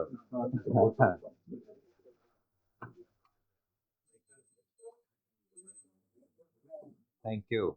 Yeah, I remember now. I request everyone to sit because we are starting immediately. We are starting our Sorry, next my session card is lying on in panel the- discussion.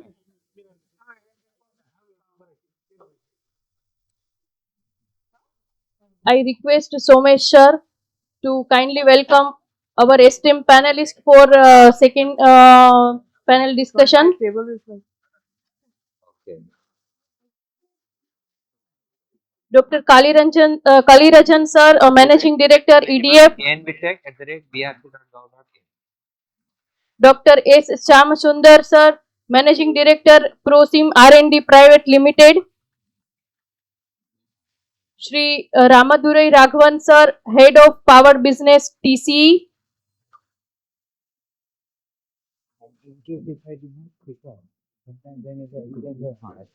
Shri Jai Ojha, Senior Resident Fellow, Vidhi Center for Legal Policy.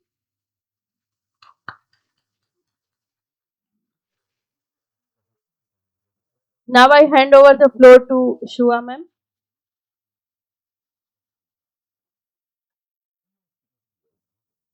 Thank you.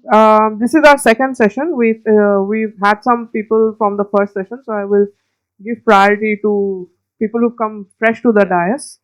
And now the question over here is taking now the mission into action. We've spoken, of course, of a lot of action, but this is more fine print. You've all heard the issues that were raised and the comments that were made. So I'm going to go deeper into that. And I want to start first with a quick question on the, I would say, the Shanti Act itself. And Jay, I want to come very quickly to you because you worked on the act. And I want you to tell us three things that you think are game changers and three things that require significantly more discussion on.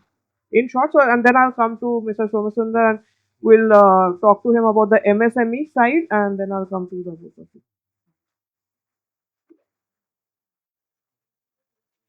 And also, Jack, just give a little like a short entry into what your experience was working on the act itself. Right. Why don't I knock off the three things that are real game changers in the act first? Yeah. Oh, sorry. Why don't I address the first part of your question first?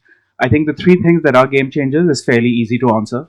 The first is the fact that there is now an organized, or there will be once the rules are notified, an organized system for licensing. I think we've talked a lot about public and private, public versus private, but I think joint ventures will be a very important part of that because the Act allows licensing of joint ventures as well. The second, and I think one of the most important, is the changes that have been made to the liability regime. The old 17B of the Civil Liability Act is gone, and the new Section 16 is fully in line with our obligations under the Vienna Convention, which we signed and ratified long ago, but perhaps our domestic regime wasn't quite in alignment with that until now. And the third is the fact that we now have a statutory regulator with a sort of structured appellate process for how you can challenge regulatory decisions and so on.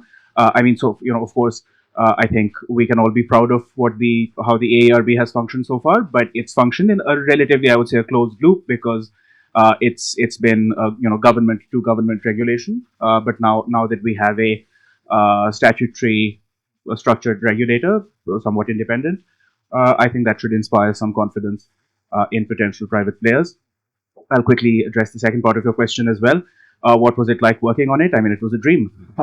It went from the idea to execution in 6 months, which I think for an act of for any work in the state sector, but certainly for a whole act of parliament is quite remarkable. And I think it was for me as a lawyer, it was an absolute pleasure to work with the team from the Department of Atomic Energy and Niti Aayog. I think it's a part of the Indian state we all sort of grow up idolizing in some way because it's such a source of national pride and of excellence and achievement. And I got to see that firsthand.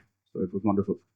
If I could just ask you to explain a little bit, because there was a little bit of legal in that, and a lot of our people don't know for example, the Vienna Convention. But tell us, in a slightly, because audience is diverse, what is the change in the organized system of licensing that you mentioned? Like, in short, what can we expect? How was it? And what has changed? And second, the liability regime, because that's a very fundamental question, right? So please, for Vistar mein, for audiences also online, don't forget they're watching online. So. Right. So licensing is I guess a little simpler. So I'll start with that. It's simply that under the old Atomic Energy Act of 1962, as amended in 2015, a license, there was a system of licensing, but a license could only be issued to a government company. Now, a license can be issued to a wide range of entities, government companies, of course, but also private companies, joint ventures, and others. So that's on licensing. We'll know more. I believe the rules are at an advanced stage already, but we'll know more about the details once the rules under the act are notified. Every act, there's an act of parliament and there is subordinate legislation, which is rules and regulations. We are waiting on the rules. On the second part, on civil liability, allow me a minute. Essentially, the international standard, which is reflected in the Vienna Convention, only allows for liability to be channeled to the supplier in two circumstances. One is obviously intentional sabotage, and the second is if there is a contract, specifically a contract between the supplier and the operator, which allows that channeling of liability, which essentially means that if something goes wrong in a reactor, who pays and who is held accountable in a court of law. So when you think of suppliers, think of let's say Larsen and Toubro, which is a big supplier in the Indian context, or Westinghouse, which is a big supplier. Well, that's an operator as well, but also a supplier. And an operator in the Indian context is NPCIL, and now we have two new, Bhavani and Ashwini, I believe, will also be operators, and there may be other operators in the future. The international standard is for all liability in the event of any incident or accident to be channeled to the operator alone. So the operator will pay up to a certain cap, after which there are public mechanisms for payment to any affected persons. Under the old act, the 2010 act that we had, which is now repealed, India had a third possible channel of liability to the supplier, which was that in cases of gross negligence and a couple of other events, the operator could pursue the supplier.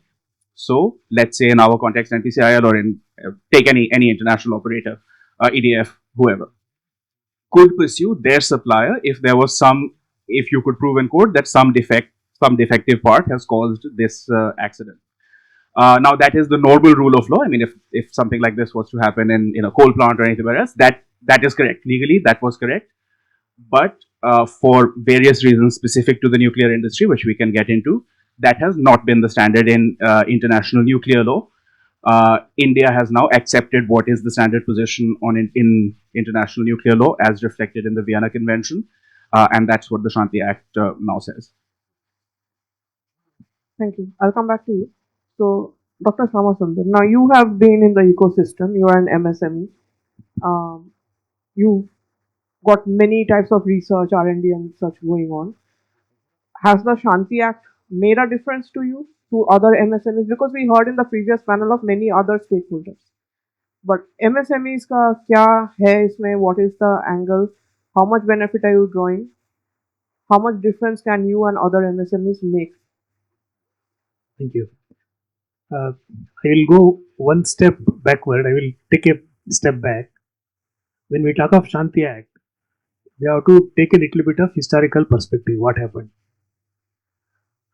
When Buddha smiled first time, 1974, there was a sanction on India, and all the technologies related to atomic energy were totally, even now there is a sanction. Many of the Department of Atomic Energy entities are under sanctioned list. But we have to take export control, and it's very difficult to get even now. So we have to look at it from that context. So in that perspective, if we see, this Shanti Act is a very, very extremely bold statement, not only for the businesses and nuclear operators in India, but also internationally. For example, we have said very clearly, we keep the right to reprocess the nuclear fuel, correct, sir? So there are multiple aspects to this. This is a very extremely bold international statement. We have told clearly we want to reprocess for whatever purpose. So like this, there are multiple ramifications of this act.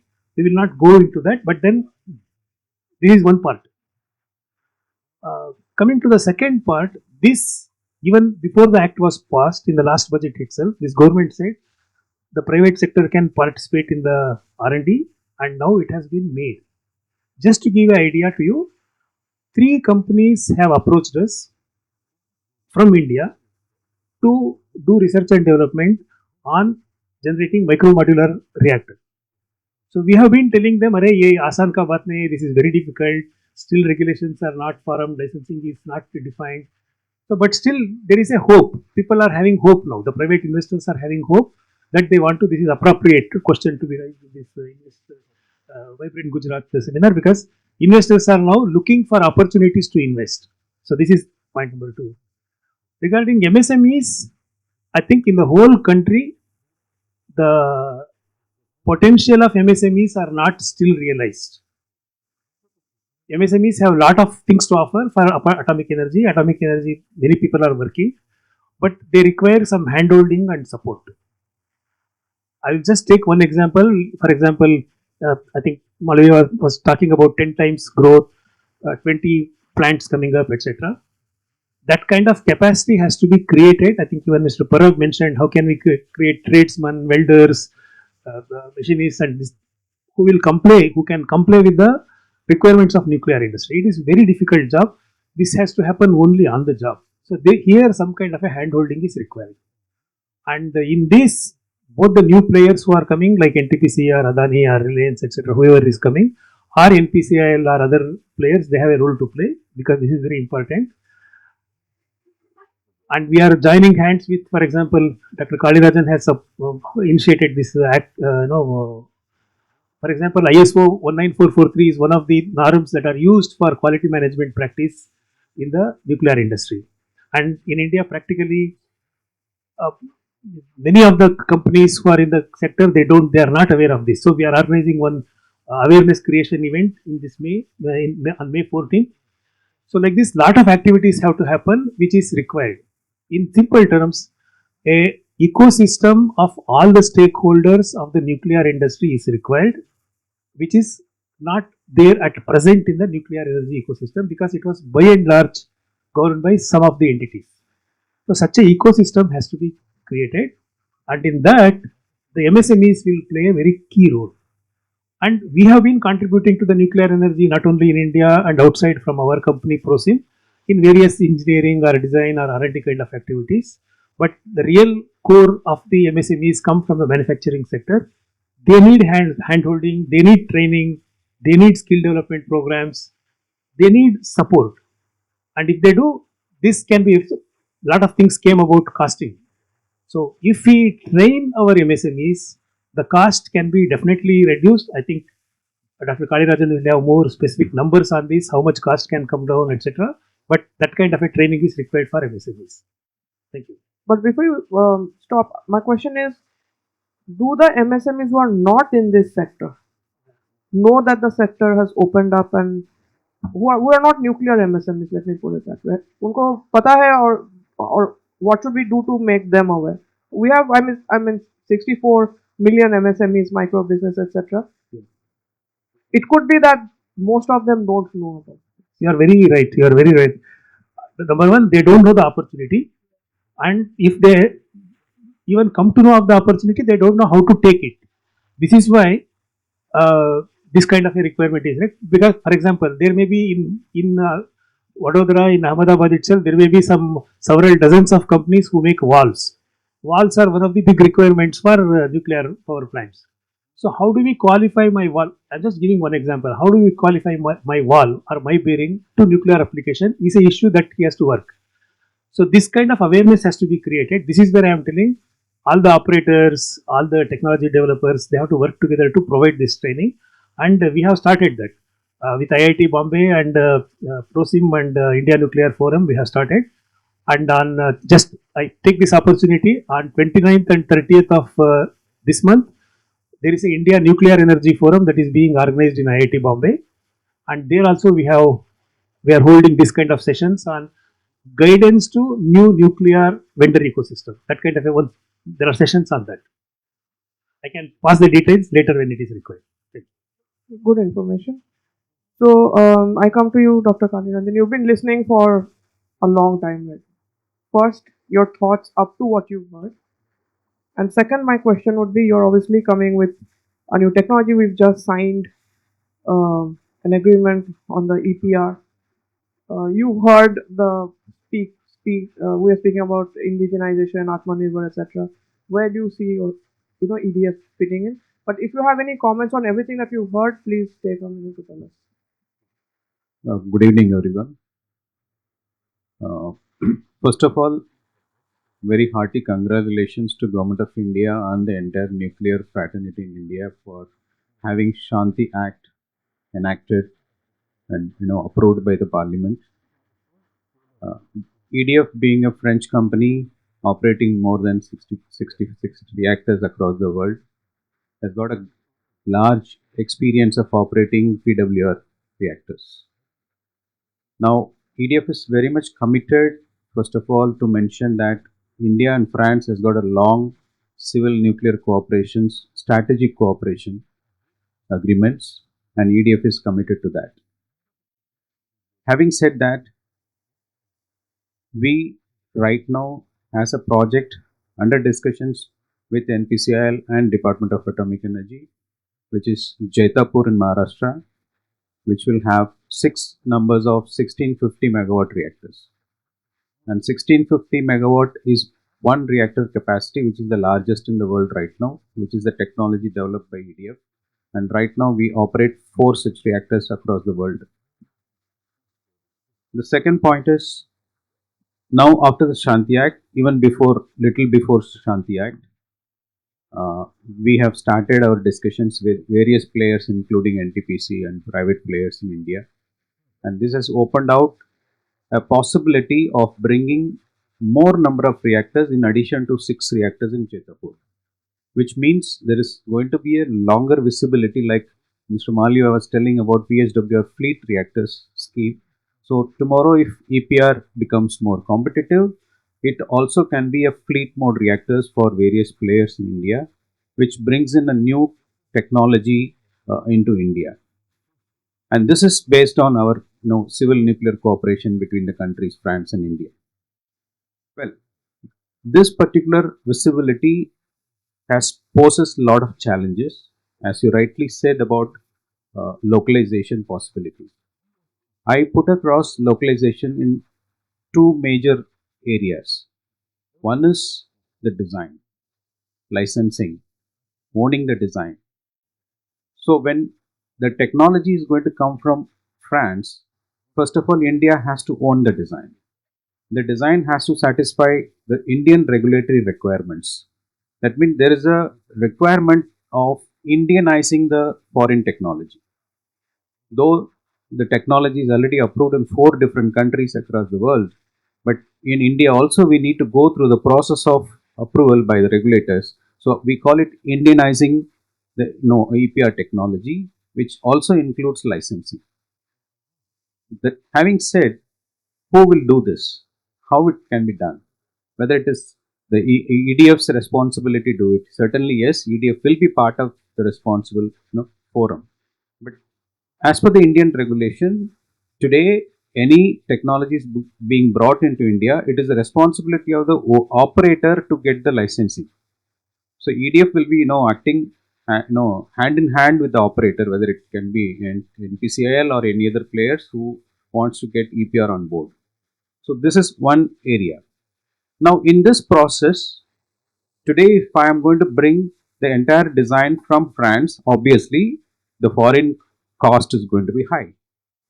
So we know pretty well the fact that the EPR technology has to be more competitive and the engineering has to be done in India.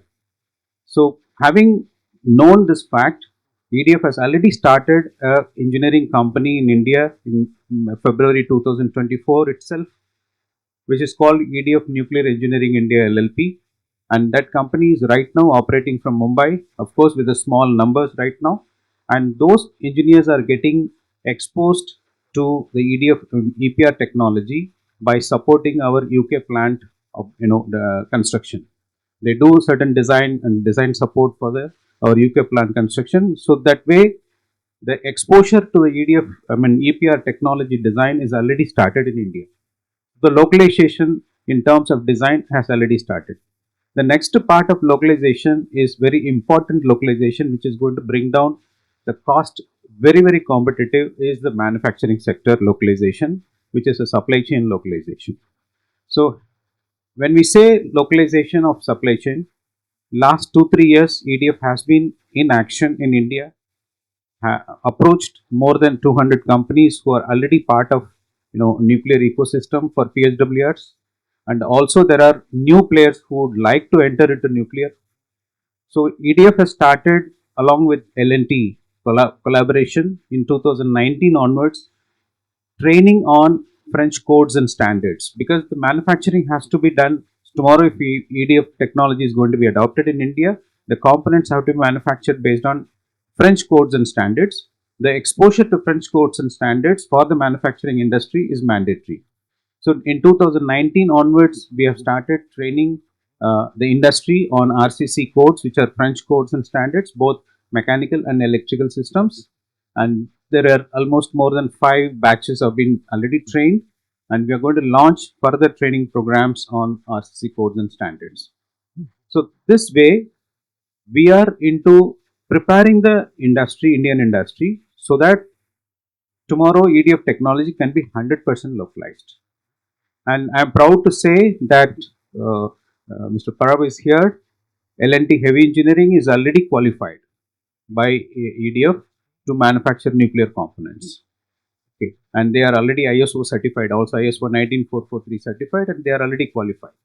In fact, in addition to L&T Heavy Engineering, L&T Valves also is qualified, and this process is already started. And major industries like KBL, KSB, everybody is under various stages of review. Then comes the next phase of localization is, as I said, the preparation of the Indian industry to cater to the 100% localization is the awareness of, rightly said by Dr. Shamsundar, ISO 19443, RCC codes and standards. So EDF has got a plan now going forward to launch a massive training program for the Indian industry in both, in all the 3 areas, ISO 19443, RCCM and RCCE. So that is how EDF is planning to do it, and we are very confident that with the kind of visibility which other partners are going to bring in to have a more number of units in addition to Jetapur, and these steps of localization will certainly make EPR reactors very, very competitive in India.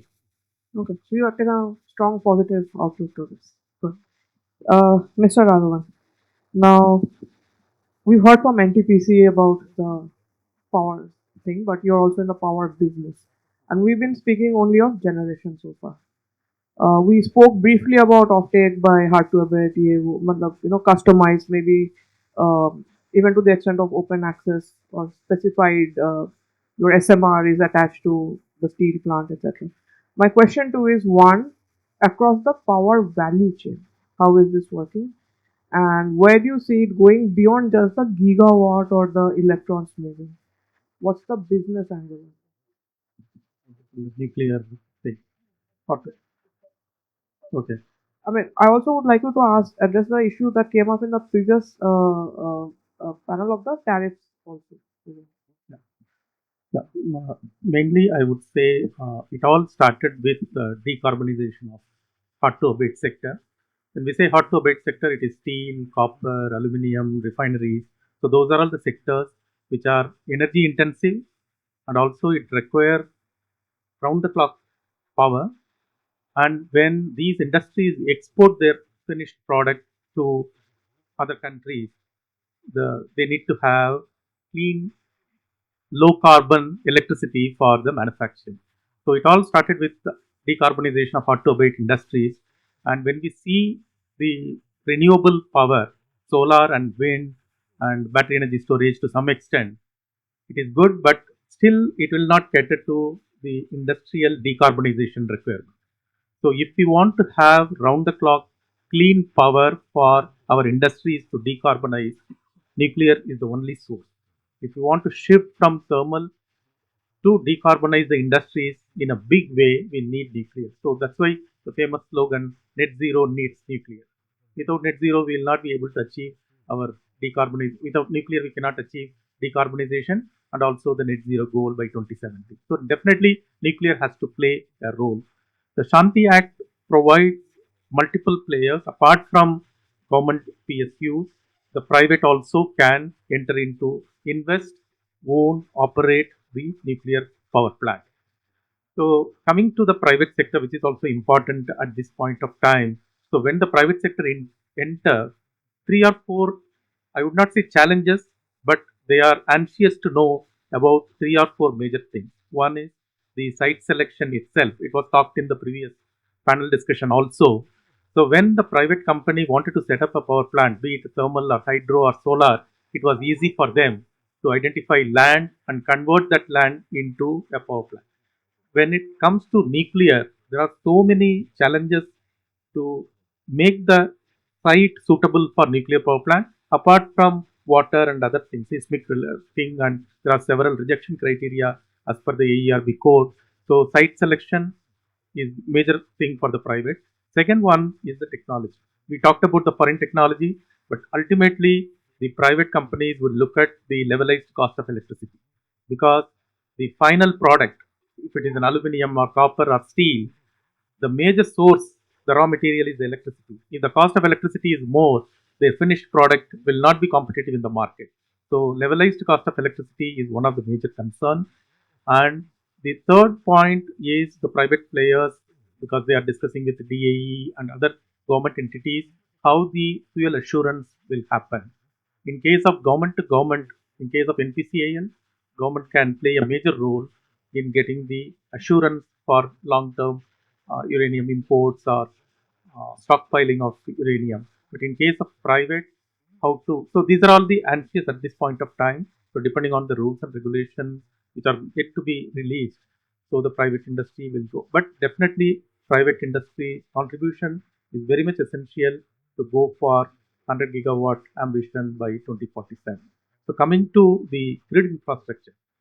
So apart from the hard to abate sector, the data centers and other require clean power, and definitely this can be a captive power. Industries can take nuclear as a captive power generation closer to their process plant or the manufacturing plant. So definitely in case of captive, the grid related issues are minimum, because they can have their own power evacuation from the nuclear plant to the load center. But even in case of large distance transmission, I would say at this point of time, definitely that will not be a bottleneck for our rapid growth of nuclear. The grid stability will continue. In case of renewable, we used to say that the grid stability is a concern. We need to have continuous storage to maintain the voltage and frequency at within the limits. But in case of nuclear being a base load generator, it will not be a problem. The grid will not be a constraint for capacity addition. and we are seeing a lot of investment happening in the transmission sector as well in India. So definitely grid also will be augmented to take care of the generation capacity addition. So I'm not seeing any constraint from a transmission point of view at this point of time. You two questions, or anybody can answer Yeah, this. yeah, please. One, because of the site selection. So site selection, we're having problems back in the day with solar, etc. Any land-based activity in India is very difficult. So we had got in for the plug and play model, right? So we have the solar park sort of thing set up.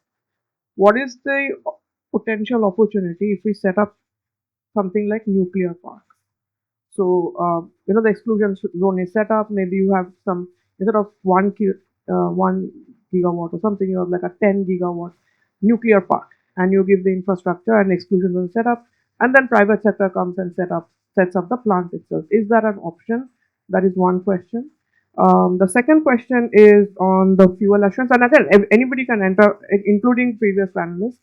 The fuel assurance for the private sector, what would you want it to be? One thing is what the government will do, but what do you think it could be like to assure you of? Yeah.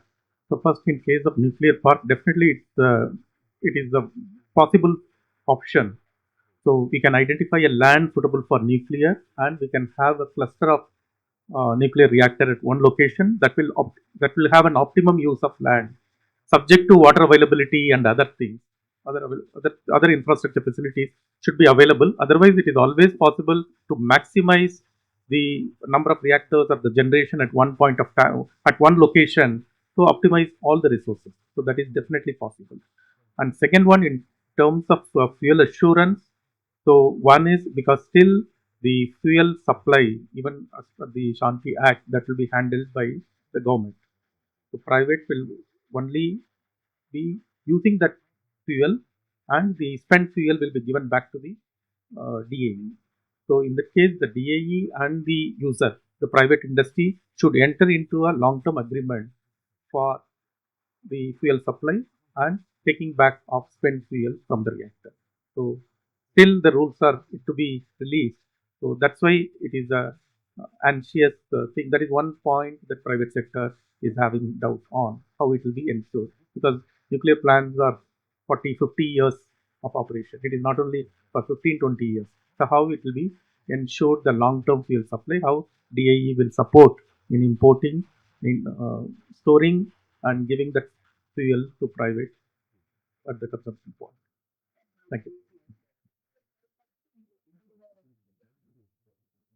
Regarding this nuclear park, I see one challenge because you see the liability. So one premises operated by multiple operators. So that will be a challenge when it comes to liability. So who will be liable for the, as we have discussed, the liability are. So let's say one incident happens in one reactor and affects the other reactor, which is different operator. Then who will be liable? Then that is to be one challenge. Second thing, you asked the nuclear park. Jaitapur itself 10 gigawatt. There is a very big park itself, one operator, one plant, 10 gigawatt. How big you want at one location? So that concept for may work for a renewable system because of smaller capacity and all that. For nuclear, I don't think it is advisable to go for single location with multiple operators. I think this nuclear park, DAE has already thought out this long back. If you see at Rajasthan, Rawatbata, now presently we are having 8 reactors. Eighth one is in under construction, commissioning. Further 2 more are coming. So it will be having total 10 reactors. Then we have got nuclear fuel complex over there. We have got heavy water plant over there. So it is a big park. All facilities are available there. And similarly, when we are going for fleet mode and all, again we are following this same principle.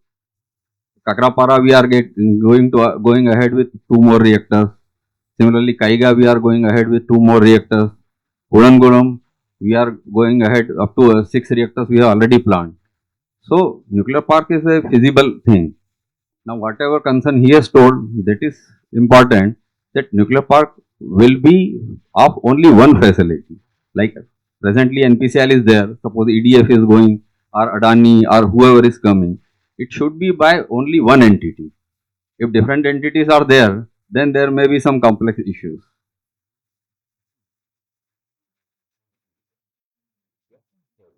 Yeah, no, I mean, that is why I asked. I mean, one entity scaling is fine, but the question, because what happens is the private sector is not able to then acquire land, acquire the facilities. At some point, it will become insurmountable for new entrants. And I'm not saying L&T level things or Adani, but if we're trying to get into, because one of the things I saw, in fact, a couple of days ago on Indian tendering systems, right? The way it's tendered, only two or three companies qualify because it goes one to scale, two to the capital that they have, three the many years of experience that they have. So that is an entry barrier. And this not having the whole ecosystem to plug into becomes a massive entry barrier, especially smaller companies, young entrepreneurs who want to get in, who don't have the insights that you have from operating. So which is why, I mean, I think we would really need to then look at how to ease of doing business or ease of entry into this business. Can I chip in here? See, when it comes to the large reactors, which is what being talked, there is no question that it cannot be. It can be multiplayer kind of a parks. That is kind of ruled out. It is not possible. When we are talking of small modular reactors or micro modular reactors, that kind of a thing is possible, but that is still in the develop. There is no proven technology there. It's still being worked out. It may take another at least uh, 5-6 years for the first SMR or MMR to come into practice. So in that it is possible. Whatever you are talking, that can come out. And compared to the other point I wanted to make was the cost of technology, especially if it is imported, is much higher. Cost of technology and the other costs of project are much higher compared to the land cost. And the point I was telling was small entrepreneurs cannot get into this nuclear as a business. That's what I wanted to make. I would like to add here, I think when we talk about private entry into nuclear ecosystem, we are always thinking that the private player should operate a nuclear reactor, own a nuclear reactor. I think there is a huge business potential in the backward integration and forward integration area. That part is still not discussed in detail or in open forums. For example, the fuel fabrication of fuel enrichment facilities and similarly waste management facilities. So the backward integration and forward integration, there is a lot of business opportunities which are available for anybody to enter into nuclear ecosystem. This is one part. Second part, in the first panel discussion, sir was mentioning that this industry right now with 100 gigawatt announcement is $220 billion industry. In a nuclear power plant, almost 65% comes from the supply chain. Just imagine if it is $220 billion industry and 65% is for the manufacturing industry. It can be raw material manufacturing, it can be component manufacturing, mechanical components, electrical components, electronics components. Huge potential. So we are only talking about private players who are ready to invest to own a power plant. I mean, from EDF side also we have understood that potential, that India has got a lot of MSMEs, India has got a lot of manufacturing potential. The market size today, which looks is tremendous. I would like to register this point that let us also expand our discussion beyond owning a nuclear power plant, but entry into the nuclear ecosystem as a whole. I mean, that would be important. Otherwise, after some time, the entry barriers will become, the object, the perception of entry barrier becomes problematic, and then it goes back to pre-Shanti Act era where the government and the PSUs are doing things. So we need to be a bit inclusive, I would say, at least at the starting phases. Jay, any final thoughts before I come to Vyasab and Mr. Parab for closing? I'll just contribute one final thought because it's, I think, an important issue which hasn't been brought up yet, which is insurance and reinsurance. I think that's going to be a very big piece of the puzzle, especially if we want private sector entry. Because I mean, so far the lines have been a little bit blurred because insurance there is insurance of the current plants, but it wasn't exactly mandatory under the old act for public sector plants, and still isn't mandatory. but obviously, any private sector player will want full insurance, both of the hot zone and the cold zone. The hot zone is the reactor itself, and the cold zone is all the other, the non-nuclear sort of parts around it. So how we build up our insurance market and how we deepen the insurance market for that, and then the reinsurance market, because these are such massive projects that they will require reinsurance. GIC has just incorporated its GIC Re, which is its reinsurance subsidy, I think last year. But we need a much deeper sort of financial capacity in that area if the private sector is really going to take off. Strong point. Mr. Parab, and then I'll come to Vyasa for the absolute final word. You please take the 2 minutes to tell us your final word. I think what I will come back to is, see, the Shanti Act was the most important awaited foundation. And finally, as I said, there can be various existing technologies. There will be possibility of some new technologies coming from some startups. It is a trend across the world because this Shanti Act allows the private players to own the IP industry, which was not there. So I am saying basic is what? The cost competition. And that is the fundamental thing. So where I think the work which is important is to bring the next level of reforms which are primarily to make it more cost competitive. Like in Europe, this is declared as a green energy, which it is not declared in India. Yeah. Now, if you recognize it as a clean green energy, your cost of capital, you can have green bonds, it goes down.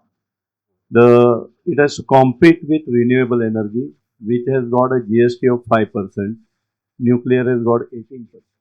Now, that's the basic starting disadvantage which you have. So, a level playing field which is important to create.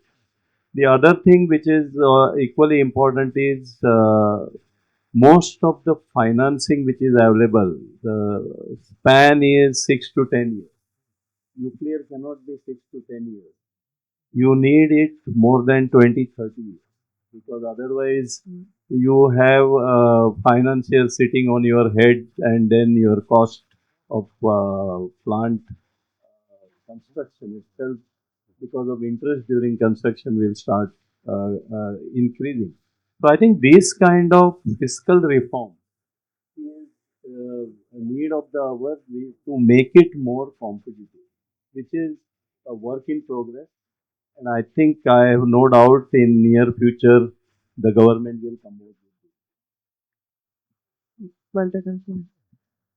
Yeah, sir. You've seen many years of this. Much heavy water has flown. Please tell us. Right. Dr. Vance gives his concluding remarks. As a prospective operator, what Sir also initially told, the selection of technology for large reactors. Now NPCIL has in fleet mode, NTPC is also going for 700 megawatt PHWR. And now NPCIL has VVER, PWR going for EPR. So what technology you should fix or else we can, because if you want to add such a huge capacity, you need to have large reactors of very high capacity also. 700 megawatt may not be that high.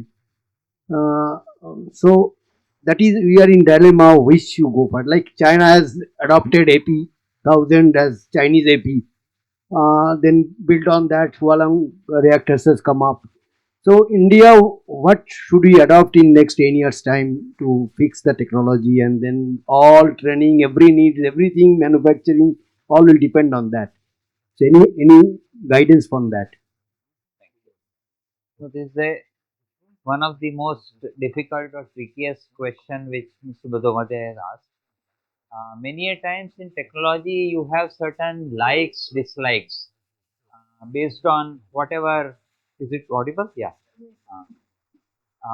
Based on, let us say, what background let's say each set of people have. For example, PHWR is operated by very few countries, but for India it was essential, and we have gone for that.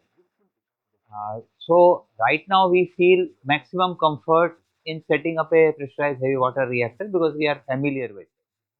Now, if you, what Mr. Bhadrapadhyay has also told, if you want to really make 100 gigawatt electric or even 50 gigawatt electric, you will very soon run out the sites for setting up so many locations. That is, let's say on an average, if you set up 4 plants, and then even for 100 gigawatt, you will not have so many sites which are going to be suitable. What I personally feel that if you set up people who are sort of keen, who have the capability, they should start something small, and over a period, uh, you will be able to sort of decide for yourself that this is sort of this is something which I can manage. Uh, Say for example, NPCI will also face difficulty if they have to operate EPR, AP1000 and Kudankulam type of reactor, all varieties. I mean, they will be able to manage. It's not a question, but they would find it little less profitable if they have to make sort of work all the variety, because spares are going to be different, and it's going to be bit of a problem, and each reactor will have its own understanding part of it. That is, if an incident happens in a reactor, you will need to have specialists who can understand that incident. So right now what I feel is each of the sort of prospective newcomer should make a beginning. It should not be, in my opinion, too ambitious, so that in case if there is any inadvertent failure, it dissuades rest of the people also from, like, say, I'm just giving an example. If a very large corporation fails, I'm giving an example. Sorry, please don't mind it. If NTPC fails, then everybody else will feel that even the largest electricity operator in the world has failed on. I mean, what is it that may happen? And by failure, I mean they have higher cost overruns. It's not going to happen that plant will have a failure. But NTPC decided that in 7 years this plant will become operational, and somehow, whatever reason, 10 years it takes. So it will set a little different. So I feel a beginning should be made by having smaller capacity reactor. It can be an SMR which is imported. It can be 220 megawatt. I mean, the choice is there. Second thing is my opinion about Gujarat. All these reactors are going to need a fair amount of water. Gujarat has a very big advantage of large coastline, and if somehow some sort of a, this was a concept which was which was originally thought of by Dr. Vikram Sarabhai when he was looking after DAE activities. He had visualized agro-industrial complex. It was about, I think, if I'm not mistaken, two 600 megawatt electric. That time we were all making 200 megawatt electric. So his idea was, let us have two 600 megawatt electric reactors, and you carry out desalination, so the local farmers will benefit. You can have some exotic crops, and there can be an industrial setup which is consuming that particular electricity. So Gujarat has so many specially administered districts. So something similar should be thought of, that in a coastal region in Gujarat, wherever feasible, wherever the site is available, they should think of a cluster of reactors. Maybe right now you build only two, and then later on you augment the capacity. And if it is a specially administered district, benefits can also relatively more easily flow to the locals. Here, like what Mr. Malavia said, that even if he wants to give an employment to a local person, he is not permitted to do that. And even though the person may be really capable, I am not telling he is favoring a person X or person Y. So if there is some such possibility is there, just imagine. Sorry, I am taking little longer. Just imagine a twin unit of 700 megawatt electric will be costing roughly, let us say, 28,000 crores. If just 1% of that money goes to the local, it is 280 crores. It's a huge amount of money, and there won't be any major dislike for that. Is because nuclear reactors, people have fear of radioactivity, but all of us have worked in radioactive environment, and nothing. I mean, nothing happens.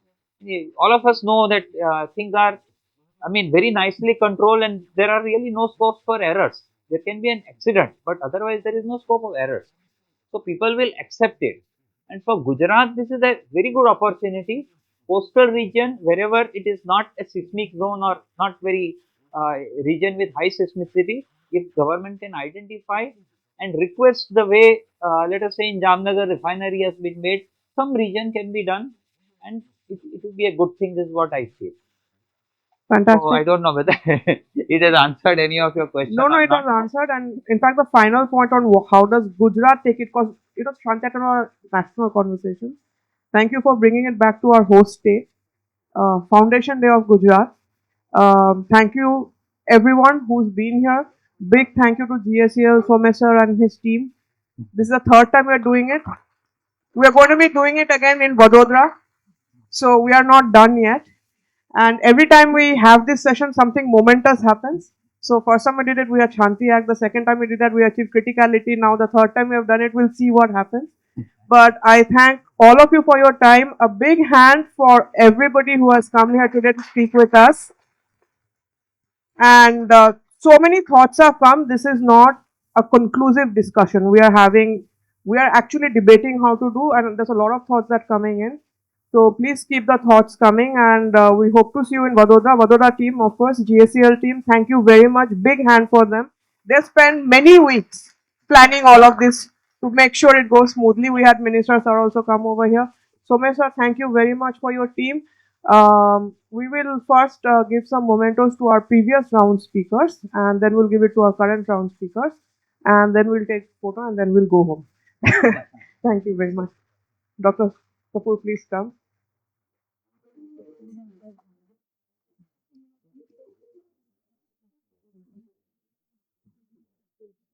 Yes, where is the photograph? Wait, yeah, the photo person. Aja, please.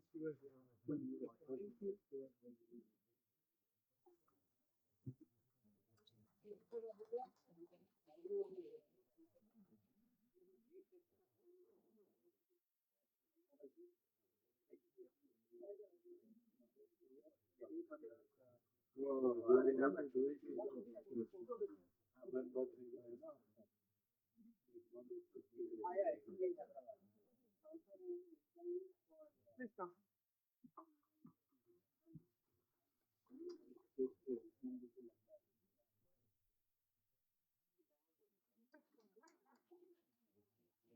Oh,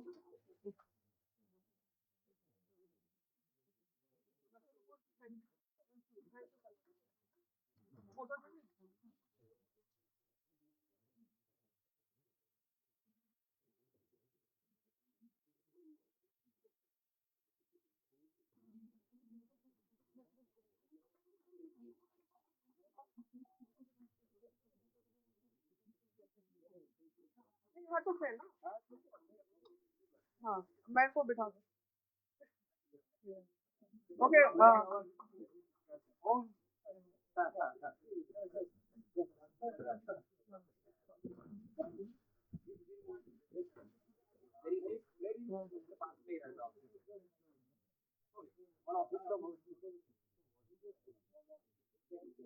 Council on Energy, Environment and Water. So we're an Indian think tank. Yeah, and we started back when. Sir, we have to give vote of thanks also, so everybody needs to sit down for 2 minutes.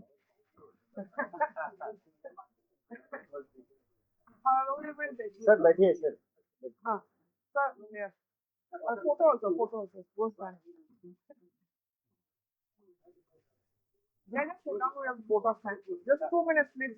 For the Good evening.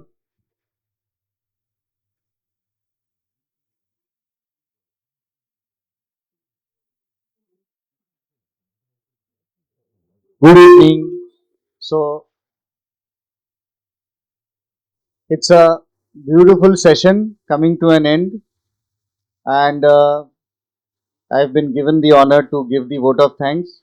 But I would like to thank Madam to already have done that on behalf of me. So, ma'am is really enthusiastic. I think she has spent sleepless nights preparing for this, and Very interestingly, ma'am, I was wondering, nobody has asked a question, so I should ask a question. What should Gujarat do? Vyas sir ने वो भी छीन लिया मेरे से. So thank you, sir. In fact, that was the required roadmap, and this is the end of session 3. We'll come back with session 4, and where we'll discuss what we have done and homework on this roadmap which you have decided. So, Somesh sir will take it now to the energy department and to the ministers, to take your suggestions back there, and we will be coming back to you and again with madam moderating the roadmap. So, the fourth session would be rather difficult. So, anyway, thank you all of you. First, to thank our esteemed panelists, galaxy. In fact, I am in a different Milky Way of nuclear family.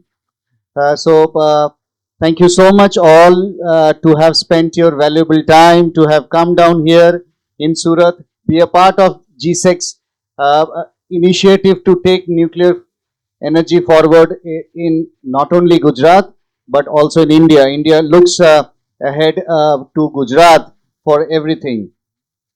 I was just going across an article, and in the first round of discussion, we had a perhaps sir making a comment that we cannot play with the thermal, capacities as we are doing now in the name of renewables.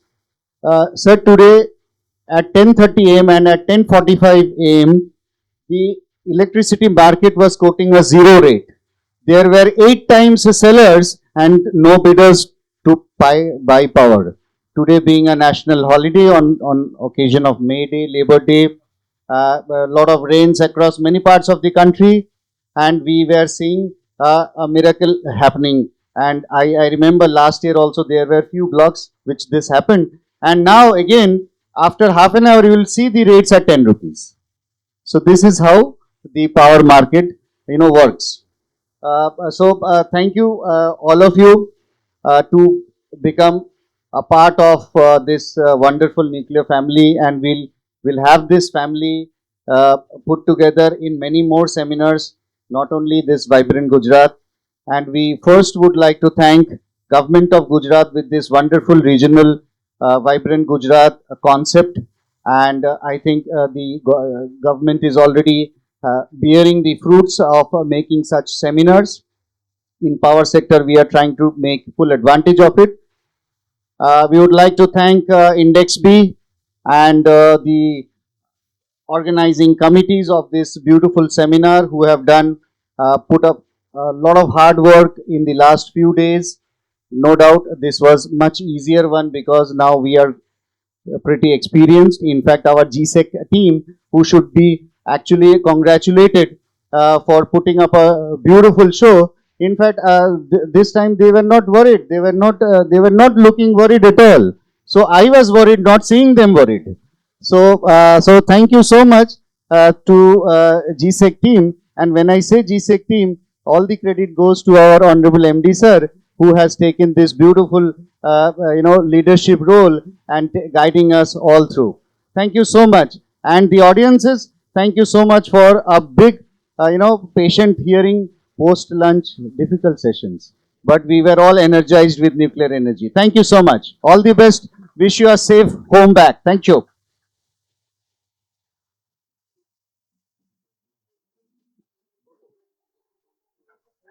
So, all panelists, please come down for photos.